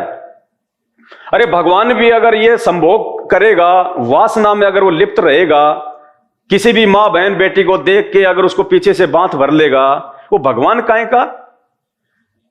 तो इनके पास कोई जवाब नहीं होता, क्योंकि इनको तत्व ज्ञान नहीं है। इन पंडितों को, इन कथावाचकों को, इनको सृष्टि रचना का नहीं पता।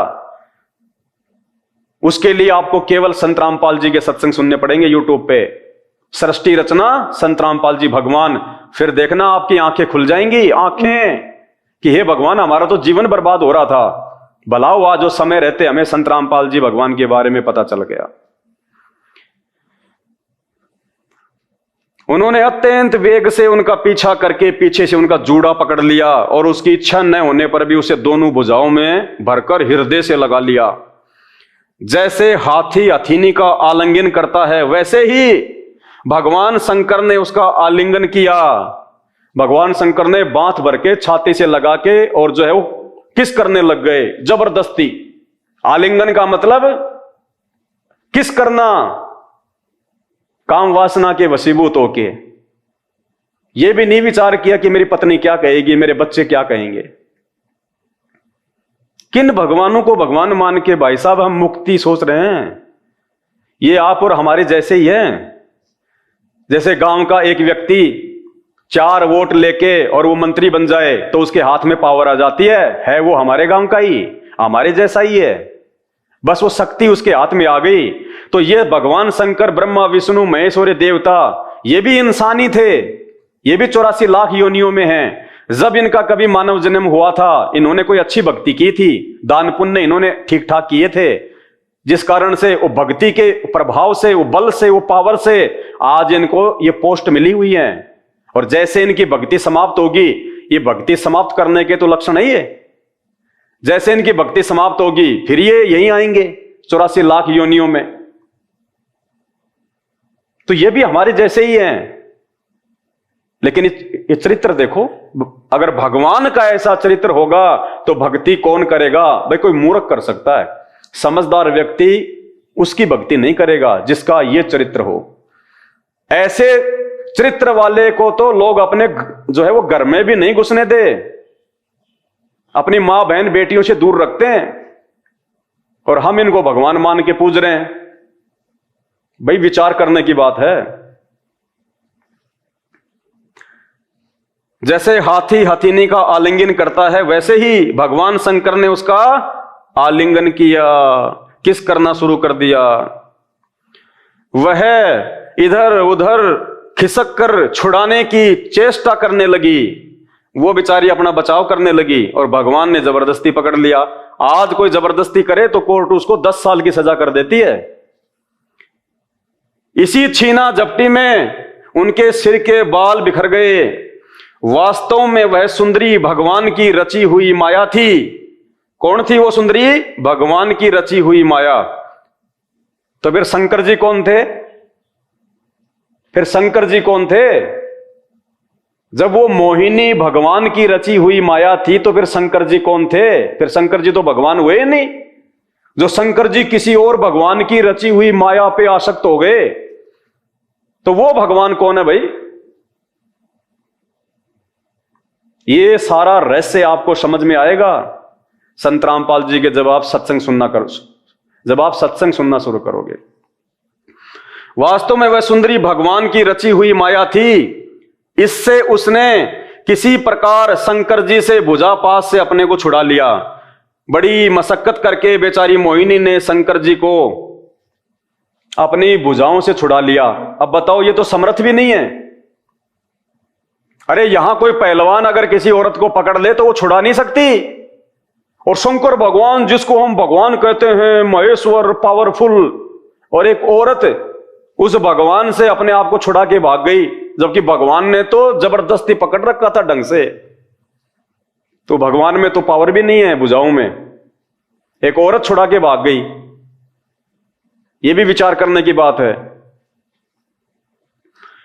इससे उसने किसी प्रकार शंकर जी के भुजा पास से अपने को छुड़ा लिया और बड़े वेग से भागी, बड़ी तेजी से भागी बेचारी अपनी इज्जत रक्षा के लिए। भगवान शंकर भी उन मोहिनी वेशधारी अद्भुत कर्मा भगवान विष्णु के पीछे पीछे दौड़ने लगे। विष्णु भी कम नहीं है, मजे वो भी पूरे ले रहा है कि ढंग से पागल करूंगा आज तेरे को। उस समय ऐसा जान पड़ता था मानो उनके शत्रु कामदेव ने इस समय उन पर विजय प्राप्त कर ली। बताओ, यानी सेक्स ने भगवान शंकर पे विजय प्राप्त कर ली, ऐसा जान पड़ रहा था। वेदव्यास जी कह रहे हैं, अरे जब एक कामदेव, वो तो एक देव है, महादेव नहीं है, जब एक देवता ने, एक कामदेव ने और शंकर जी के ऊपर विजय प्राप्त कर ली, तो ये काहे के भगवान हुए, काहे के महादेव हुए। वो कामदेव बड़ा हो गया शंकर भगवान से, तो जिसने भगवान शंकर पे विजय प्राप्त कर ली। इसलिए तो रावण ने इन 33 करोड़ देव देवताओं को अपनी जेल में डाल रखा था, इन्हीं कर्मों के चलते। तो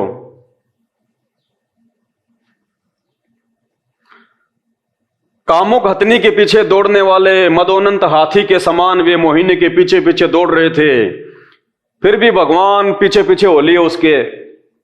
यद्यपि अब देखना पुण्यात्माओं, बोलते हुए भी हमें शर्म आएगी, इसलिए मैं हाथ जोड़ के विनती करता हूं, सुनने का प्रयास जरूर करो ताकि आपकी आंखें खुलें कि ऐसे ऐसे कर्म करने वाले भगवान नहीं हो सकते।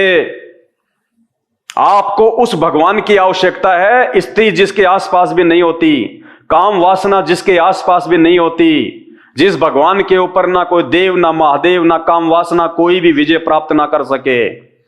आज इस पूरी पृथ्वी पे वो भगवान, वो परमात्मा संत रामपाल जी हैं। जब तक आप उनका सत्संग नहीं सुनेंगे तब तक आप उनके जीवन के विषय में भी कुछ नहीं जान पाएंगे। भ्रमित करने वाले आपको बहुत करेंगे, लेकिन शास्त्रों में जो सच्चाई है, जो उन्होंने आज आके बताई है, ये भगवान के अलावा कोई दूसरा नहीं बता सकता। क्या किया फिर भगवान शंकर ने? भगवान शंकर का वीर्य अमोघ है, फिर भी मोहिनी की माया से वह संखलित हो गया। इससे घटिया और चरित्र नहीं हो सकता। लेखक कह रहा कि वैसे तो भगवान शंकर का जो वीर्य होता है वो बहुत ज्यादा वो पावरफुल है, अमोघ है, लेकिन उस मोहिनी के रूप को देख के भगवान शंकर का वीर्यपात हो गया। कपड़ों में जैसे रात्रि को सौपन दोष हो जाता है, जब रात्रि में ऐसा कोई सौपन आता है और आदमी का जब वीर्यपात हो जाता है, ये हालत हमारे भगवान की, शंकर जी की। उस मोहिनी के रूप को ही देख के, उसकी सुंदरता को देख के, और भगवान शंकर का उसके कपड़ों में वीर्यपात हो गया। इतने कामातुर हो गए, इतने काम वासना में चले गए, ये भी नहीं ख्याल किया कि सामने मेरी औरत बैठी हुई है, मेरे बच्चे बैठे हुए हैं, मेरे गण बैठे हुए हैं। भला हो जिन्होंने ये शास्त्रों में सच्चाई लिख दी और आज आप और हमारी आंखें खोलने के लिए पर्याप्त है। अगर भगवान इतना ही कमजोर है तो कहां से मुक्ति कर देगा हमारी? अरे ये भागवत सुनने से आपके अंदर काम वासना जागेगी या फिर कोई भक्ति के प्रति आपकी रुचि बनेगी? अगर ये चरित्र पढ़ेंगे तो क्या होगा? आप कहोगे अपने बच्चों को कि तुम्हारे को भगवान शंकर के जैसा बनना चाहिए। कोई मां बाप नहीं चाहेगा कि मेरा बेटा भगवान शंकर के जैसा बने। ये हालत है। अरे 5 किलो देसी घी का किसी ने हलवा बनाया। हलवा तो बहुत अच्छी चीज होती है, सब कोई जो है खाने की इच्छा होती है। और उसमें एक बूंद यदि कोई जहर की डाल दे, कोई खाएगा उसको?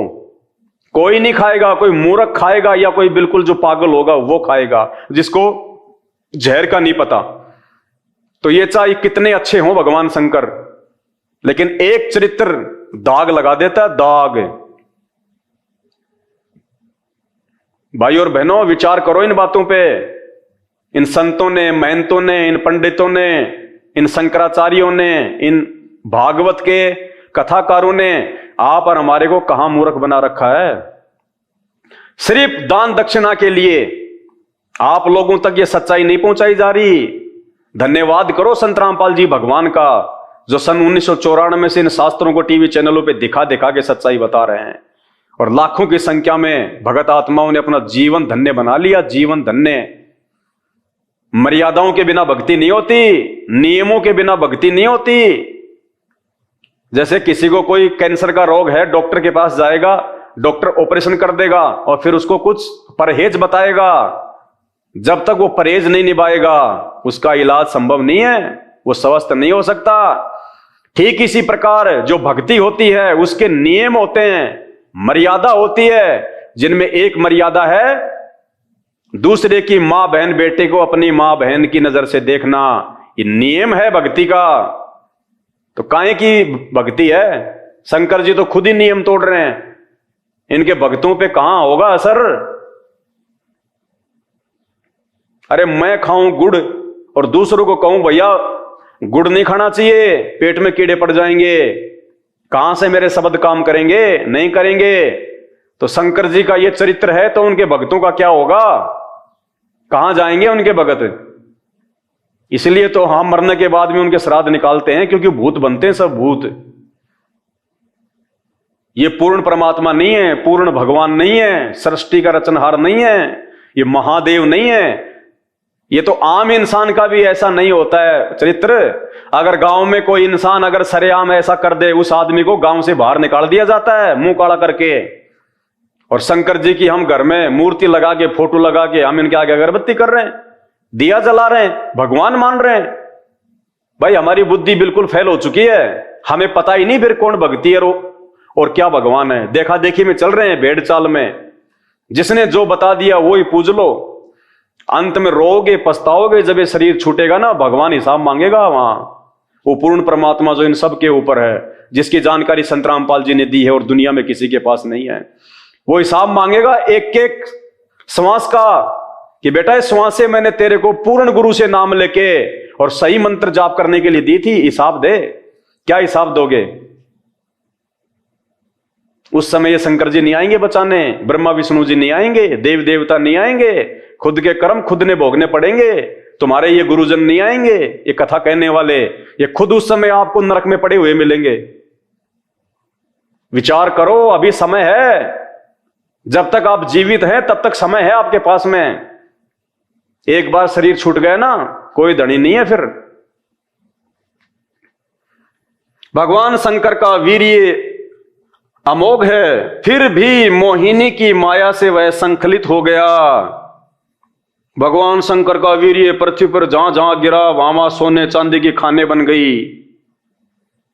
और उसको तुम अपने कानों में और नाक में और अपने गले में तुम सजा के घूम रहे हो। शर्म की बात है ये।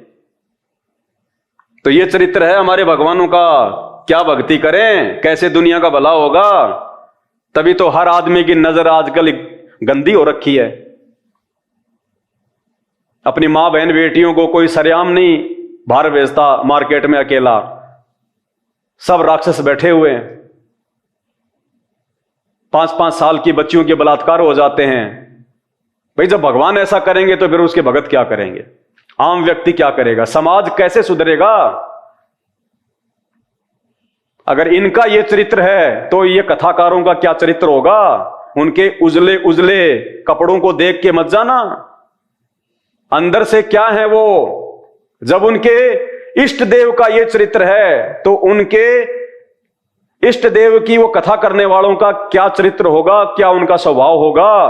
कॉमन सेंस की बात है। दिखने में तो शंकर जी भी बहुत अच्छे लगते हैं, लेकिन पर्दे के पीछे क्या खेल है, इस चीज को समझो। अपना जीवन बर्बाद होने से बचाओ भाई और बहनों।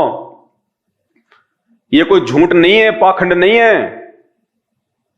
ये शास्त्र सबके घरों में रखे हुए हैं, नहीं है तो मार्केट से ले आना। श्री भागवत सुधा सागर 12वां अध्याय 8वां स्कंद पेज नंबर 549 से 552 पढ़ लेना। झुठला नहीं सकता कोई।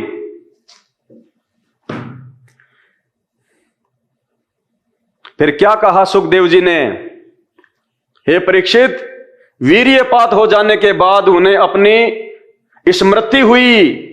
उन्होंने देखा कि अरे भगवान की माया तो मुझे खूब छकाया।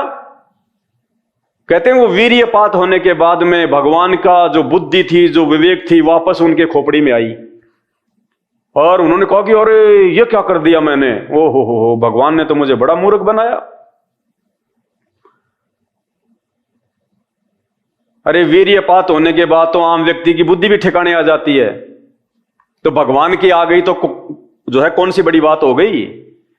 यहां काम वासना में आदमी जो है दूसरे की औरतों का बलात्कार कर देते हैं, जबरदस्ती। बलात्कार के मुकदमे बहुत हो रहे हैं। वो कर तो देते हैं बलात्कार, लेकिन वो बलात्कार होने के बाद में फिर उनकी बुद्धि ठिकाने आ जाती है जब पुलिस के डंडे पड़ते हैं, जब उनको जेल होती है तब।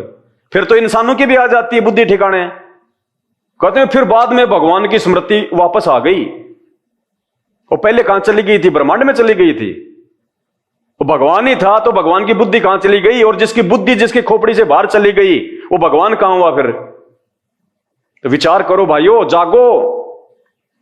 ये शास्त्र और ये शिक्षा, आज से पहले ये शास्त्र हिंदी में अनुवादित नहीं थे। आज से पहले एक ब्राह्मणों के अलावा दूसरों को शिक्षा ग्रहण करने का अधिकार नहीं था। ये उस पूर्ण परमात्मा की हमारे ऊपर मेहर हुई है, जो मालिक ने हमारे को पढ़ाया लिखाया और ये शास्त्रों का हर भाषा में अनुवाद कर दिया, ताकि आज कोई भी धर्मगुरु हमारे को मूर्ख नहीं बना सके इन शास्त्रों को सुना के। तुरंत हम उनसे सवाल करें कि क्या बता रहा भाई, कौन सा भगवान, क्या भगवान? ये भगवानों का चरित्र है क्या? ऐसे होते हैं क्या भगवान? ऐसे तो हम लोग बिना भक्ति के ठीक है। फिर ये कथा सुनाएंगे हम अपने बच्चों को, अपनी माताओं को, अपनी बहनों को, जो तुम्हारे को भी सुनाने में शर्म आ रही है। ऐसा गंदा चरित्र होता है भगवानों का। जागो जागो, समय निकलता जा रहा हाथ से। ये धर्मगुरु नहीं बचाएंगे धर्मराज के दरबार से। उल्टा लटकाया जाएगा, नरक में ठोका जाएगा, फिर 84 लाख योनियों में गधे कुत्ते। आज आप कितने सुखी हो, फिर गधे कुत्ते बन के कहां पे तुम्हारे को सुख होगा? वीर्यपात हो जाने के बाद उन्हें अपनी स्मृति हुई। उन्होंने देखा कि अरे भगवान की माया तो मुझे खूब छुकाया। वे तुरंत उस दुखद प्रसंग से अलग हो गए। इसके बाद आत्म स्वरूप सर्वात्मा भगवान की ये महिमा जानकर उन्हें कोई आश्चर्य नहीं हुआ। इतना घटिया काम करने के बाद भी उनको शर्म नहीं आई। कहने का मतलब ये है इसका। आगे देखिए, सुखदेव जी कहते हैं, प्रिय परीक्षित, मैंने विष्णु भगवान की यह ऐश्वर्य पूर्ण लीला तुमको सुनाई। अब इसमें खाक ऐश्वर्य पूर्ण है क्या? है इसमें ऐसा महान है? ये तो शर्मिंदा होने की बात है। और ये कह रहे कि मैंने तुम्हें भगवान विष्णु की ऐश्वर्य पूर्ण कथा सुनाई। भाइयों विचार करो। सुखदेव जी कहते हैं, प्रिय परीक्षित, मैंने विष्णु भगवान की यह ऐश्वर्य पूर्ण लीला तुमको सुनाई, जिसमें समुद्र मंथन के समय अपनी पीठ पर मंदराचल धारण करने वाले भगवान का वर्णन है। जो पुरुष बार बार इसका कीर्तन और श्रवण करता है, उसका उद्योग कभी और कभी निष्फल नहीं होता। बताओ। कहते हैं, जो व्यक्ति इस कथा को बार बार सुनेगा और सुनाएगा, उसका काम धंधा बहुत अच्छा चलेगा। जूते पड़ेंगे, जूते। आप सुना के दिखा दो यहां पे रोड पे तुम खड़े होके, जैसे ये दास अपने गुरुदेव के आशीर्वाद से तुमको सुना रहा है। तुम रोड पे खड़े होके सुना दो, जूते पड़ेंगे, जूते। और अगर इस कथा के सुनने से और इसका कीर्तन करने से अगर काम धंधा बहुत अच्छा चले, तो ये पंडित क्या तुम्हारा काम धंधा अच्छा चलता हुआ देखना नहीं चाहते क्या? ये पंडित क्यों नहीं सुनाते तुम्हें ये कथा? जब इस कथा के सुनने और कहने से अगर इतना लाभ है, तो ये पंडित क्यों नहीं सुनाते तुम्हें कथा, ये ब्राह्मण क्यों नहीं सुनाते, ये कथावाचक क्यों नहीं सुनाते, ये शंकराचार्य क्यों नहीं सुनाते? क्योंकि उनको भी शर्म आती है जब ये सुनाते हैं तब, और कह रहे हैं ये कथा की सुनने से, ये कीर्तन करने से सारी इच्छाएं पूरी हो जाएंगी, उद्योग बहुत बहुत अच्छा चलेगा। ऐसे मूर्ख बनाया जा रहा है हमें, क्योंकि सुखदेव को फिर ऊपर कोई भगवान नजर नहीं आता। उसको भी पता था इन बातों का कि ऐसे जो है वो चरित्र वाला भगवान नहीं हो सकता, लेकिन सुखदेव को उनसे ऊपर दूसरे भगवानों की भी तो जानकारी नहीं। वो जानकारी संत रामपाल जी ने दी आज आके।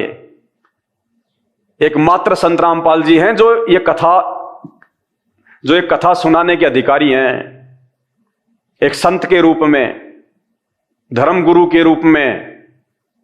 अरे जब द्वापर में कोई ये कथा कहने का अधिकारी नहीं था, सबने हाथ खड़े कर दिए, और आज ये ले लेके बड़े बड़े पंडाल लगा लगा के माइक और ये कथा करते फिरते हैं। ये जीवन बर्बाद कर रहे हैं, समाज का जीवन बर्बाद। ये अधिकारी नहीं है, ये भी मरने के बाद में सूअर बनेंगे, ये गधे कुत्ते बनेंगे, 84 लाख योनियों में जाएंगे। ये विधान है परमात्मा का। सत भक्ति केवल संत रामपाल जी के पास है, आज पूरे विश्व में किसी के पास नहीं है। अगर समझ में आ जाए तो बहुत अच्छी बात है। जो पुरुष बार बार इसका कीर्तन और श्रवण करता है, उसका उद्योग कभी और कभी निष्फल नहीं होता। आगे 13वां अध्याय आ गया। तो भाई और बहनों, आप सबसे मेरी हाथ जोड़ के विनती है, ये मानव शरीर परमात्मा ने केवल भक्ति के लिए दिया है। मानव जन्म दुर्लभ है, ये मिले ना बारंबार। जैसे पेड़ से पत्ता टूट जाए वापस नहीं लगता डाल। एक बार ये छूट गए ना, तो जैसे वो फल या पत्ता पेड़ से टूट के गिर जाता है, फिर वापस नहीं लगता, ये वापस नहीं मिलेगा। और ये जितने भी नकली धर्मगुरु हैं, ये कथावाचक हैं, ये हमारे मानव जीवन को बर्बाद करवा रहे हैं। ये इनको खुद को शास्त्रों का वास्तविक ज्ञान नहीं है, ना ये कथा करने के ये अधिकारी हैं, ना ये कोई मंत्र देने के अधिकारी हैं, ना इनका कोई चरित्र अच्छा है, ना इनके कोई विचार अच्छे हैं, ना इनकी भक्ति की कोई मर्यादा है, ना कोई नियम है। बस इनको दान दक्षिणा दिए जाओ, बाकी शराब पियो, बीड़ी पियो, मांस खाओ, तुम गुटखा खाओ, चोरी करो, जारी करो, तुम रिश्वत लो, जीव हत्या करो, इनको कोई मतलब नहीं है। समय रहते संत रामपाल जी के सत्संग सुनना शुरू कर दो। रोजाना शाम को 7:30 बजे साधना टीवी चैनल पे 7:30 बजे से 8:30 बजे तक 1 घंटे का सत्संग आता है। बाकी मोबाइल सबके हाथ में है, यूट्यूब पे जाके सर्च करो, सृष्टि रचना संत रामपाल जी भगवान। भाई और बहनों, आने वाला समय बड़ा विनाशक है, प्राकृतिक उथल पुथल का समय है। उस समय आपके ये नकली गुरु नहीं बचाएंगे आपको। जिन भगवानों की आप भक्ति कर रहे हो, जिनको भगवान मान के, ये आधे अधूरे भगवान आपको नहीं बचा पाएंगे। केवल संत रामपाल जी हैं जिनके मार्गदर्शन में आप अपने और अपने परिवार की रक्षा कर सकते हो। एक वर्तमान में धर्मगुरु कहलाने के अधिकारी, जगत गुरु कहलाने के अधिकारी केवल संत रामपाल जी हैं। इन संपूर्ण शास्त्रों का वास्तविक ज्ञान केवल वर्तमान में संत रामपाल जी को है। धरती पे दूसरा कोई पुरुष नहीं है। ये डमी गॉड है, आधे अधूरे भगवान हैं।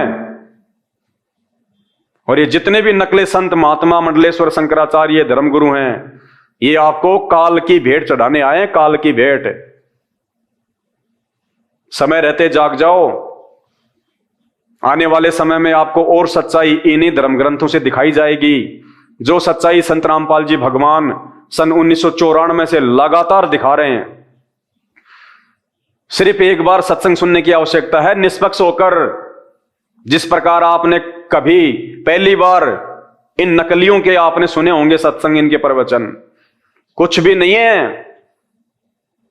जिसने संत रामपाल जी के प्रवचन सुन लिए निष्पक्ष होकर, धैर्य के साथ, और समझने का प्रयास किया कि वास्तव में इन धर्म ग्रंथों में क्या लिखा हुआ है और हम क्या साधना कर रहे हैं, हमसे किनको भगवान मनवा के पूजा करवाई जा रही है, और वास्तव में वो एक भगवान कौन है। सभी धर्मों की संत रामपाल जी ने पुस्तकें दिखा के उन धर्मों के अंदर फैले हुए पाखंड को उजागर किया है। चाहे हिंदू धर्म हो, चाहे मुसलमान धर्म हो, चाहे सिख हो, चाहे ईसाई हो, चाहे जैन हो, चाहे बौद्ध हो, सिर्फ यूट्यूब पे जाके एक बार सत्संग सुनने की आवश्यकता है, वरना अंत में आपके पास में पछताने के अलावा दूसरा कोई चारा नहीं रहेगा। ये ब्रह्मा विष्णु महेश और ये 33 करोड़ देवी देवता, ये आधे अधूरे भगवान हैं, इसीलिए तो हर व्यक्ति इनका मजाक उड़ा देता है। एक वीडियो देखिएगा आप, जिसमें एक संत हैं, अपने आप को वो सनातनी कह रहे हैं, परिवाजक कह रहे हैं, संत का चोला धारण कर रखा है, शंकराचार्य जी की तरह भगवा धारण कर रखा है।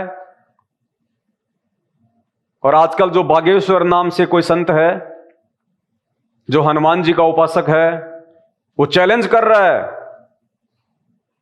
आप ही का भाई सनातनी, वो चैलेंज कर रहा है कि मैं चैलेंज करता हूं बागेश्वर धाम के धीरेंद्र शास्त्री को और उसके भगवान हनुमान को, अगर उनमें कोई पावर है तो मेरा सामना करो।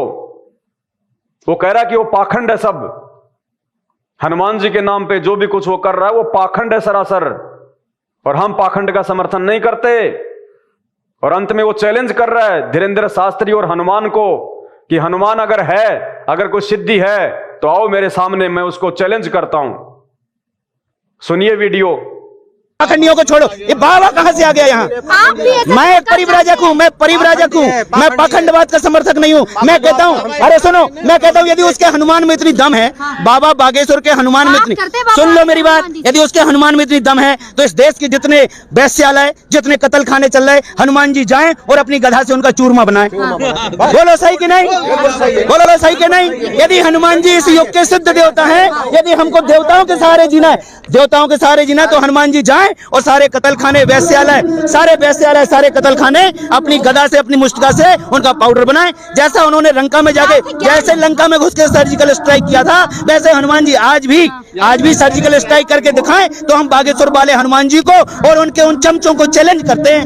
बोलो। काफी ज्ञानी लग रहे, कितना पढ़े लिखे हैं आप? अरे हमने पढ़ाई लिखाई तो 2.5 अक्षर प्रेम का, पोथी पढ़ पढ़ जगमुआ पंडित भयानक होए, और 2.5 अक्षर प्रेम का पढ़े सो पंडित होए। तो सुना आपने वीडियो, हनुमान जी को चैलेंज कर रहा है। क्यों चैलेंज कर रहा है? क्योंकि उनको पता है कि ऐसी कोई शक्ति व्यक्ति नहीं है, ये पूर्व जन्म की कोई सिद्धि है, कोई छोटी मोटी धीरेंद्र शास्त्री के पास में, जो वर्तमान में वो अपनी शक्ति को बर्बाद कर रहा है, वो खर्च कर रहा है, और अंत में जब उसकी वो शक्ति वो खत्म हो जाएगी लोगों में बांट बांट के, उसका क्या हाल होगा फिर। तो इनको भी पता है इन सब बातों का कि इन देव देवताओं के नाम पे केवल लोग ढोंग कर रहे हैं, पाखंड कर रहे हैं, लोग अपने धंधे को चमका रहे हैं। तभी तो इन्होंने हनुमान जी को भी चैलेंज कर दिया कि अगर हनुमान जी है तो आओ सामने, क्योंकि इनको सब पता है इन शास्त्रों में क्या लिखा हुआ है, ये कहां तक के भगवान है, कहां तक की इनकी पावर है। एक वीडियो आपको और दिखाते हैं। श्री नरेश चंद्र अग्रवाल जी हैं, राज्यसभा के सदस्य हैं। वो राज्यसभा में जहां पे देश के नेता लोग बैठे होते हैं, जहां पे बुद्धिजीवी लोग बैठे होते हैं, उन सब के सामने वो एक श्लोक बोल के आपके देवी देवताओं का, आपके भगवानों का, जिनको आप भगवान विष्णु मान के पूज रहे हैं, हनुमान जी मान के पूज रहे हैं, उनका मजाक उड़ा रहे हैं, और उनके साथी तालियां बजा रहे हैं, हंस रहे हैं। वो कहते हैं कि विस्की में विष्णु बसे, विस्की शराब, उसमें कौन बसता है? विष्णु भगवान, जिसको आप भगवान मानते, जिसकी पूजा करते हैं। विस्की में विष्णु बसे, रम में बसे श्री राम। रम के अंदर जो आर्मी में मिलती थी पहले रम की बोतल, उसमें कौन बसते हैं? आपके श्री राम, जिनके नाम पे आप देश को हिंदू राष्ट्र घोषित करना चाहते हैं, सनातन का नारा लगाते हैं, घर घर में जिनकी पूजा करते हैं आप, कहते हैं वो तो दारू में बसते हैं, रम में। विस्की में विष्णु बसे, रम में बसे श्री राम, जिनमें माता जानकी, माता जानकी सीता जी को कहां बताया उन्होंने? जिन, जो कि एक शराब आती है। जिनमें बसे माता जानकी और ठर्रे में हनुमान। देसी पौवा आता ठर्रा, कहते हैं उसमें हनुमान जी बसते हैं। बोलो सियावर रामचंद्र की जय। सुनिए भाई साहब का वीडियो। मैंने तो इतना भी कुछ नहीं कहा, संत रामपाल जी ने तो ऐसा भी नहीं कहा कुछ उन्होंने। मेरे गुरुदेव भगवान ने तो केवल वो सच्चाई बताई है जो इन शास्त्रों में लिखी हुई है। इसको सुन के भी अगर किसी धर्मगुरु के अगर पेट में दर्द होता है तो भाई ये तो उसकी कमजोरी है।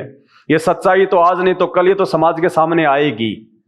भगवान धरती पे आया हुआ है तो तुम्हारे पाखंड का पर्दाफाश होगा।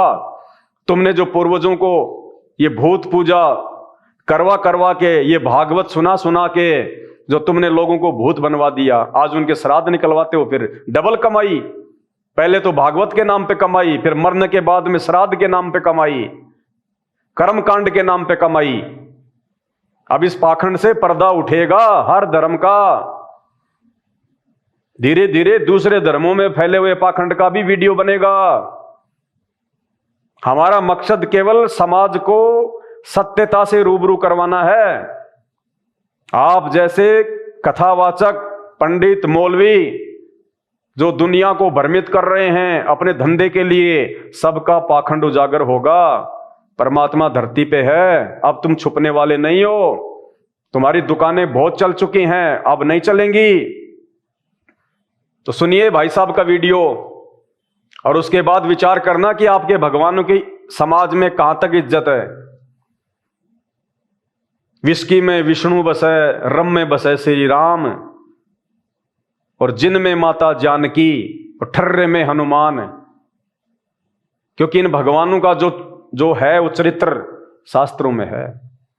इसलिए श्रीमान नरेश चंद्र अग्रवाल जी को भी बोलने में कोई शर्म नहीं आई, क्योंकि उनको पता है, उन्होंने कहीं से पढ़ लिए होंगे शास्त्र, किसी ने बता दिया होगा कि ये कहां तक के भगवान हैं, क्या इनका जो है वो चरित्र है। तो उनको भी बोलने में कोई शर्म नहीं आई, और पूरा देश उनका समर्थन कर रहा है। राज्यसभा में जितने भी लोग बैठे हुए हैं जो उनकी बातों पे तालियां बजा रहे हैं, हंस रहे हैं, तो उनका समर्थन कर रहे हैं। तो ये सच्चाई है भगवानों की। सुनिए पहले उनका वीडियो। विस्की में विष्णु बसे, विस्की में विष्णु बसे, रम में श्री राम, जिनमें माता जानकी, और ठर्रे में हनुमान, सियावर रामचंद्र की जय। जबकि मैंने तो अपने गुरुदेव भगवान के आशीर्वाद से आपको वो सच्चाई बताई है जिसको कोई झुठला नहीं सकता।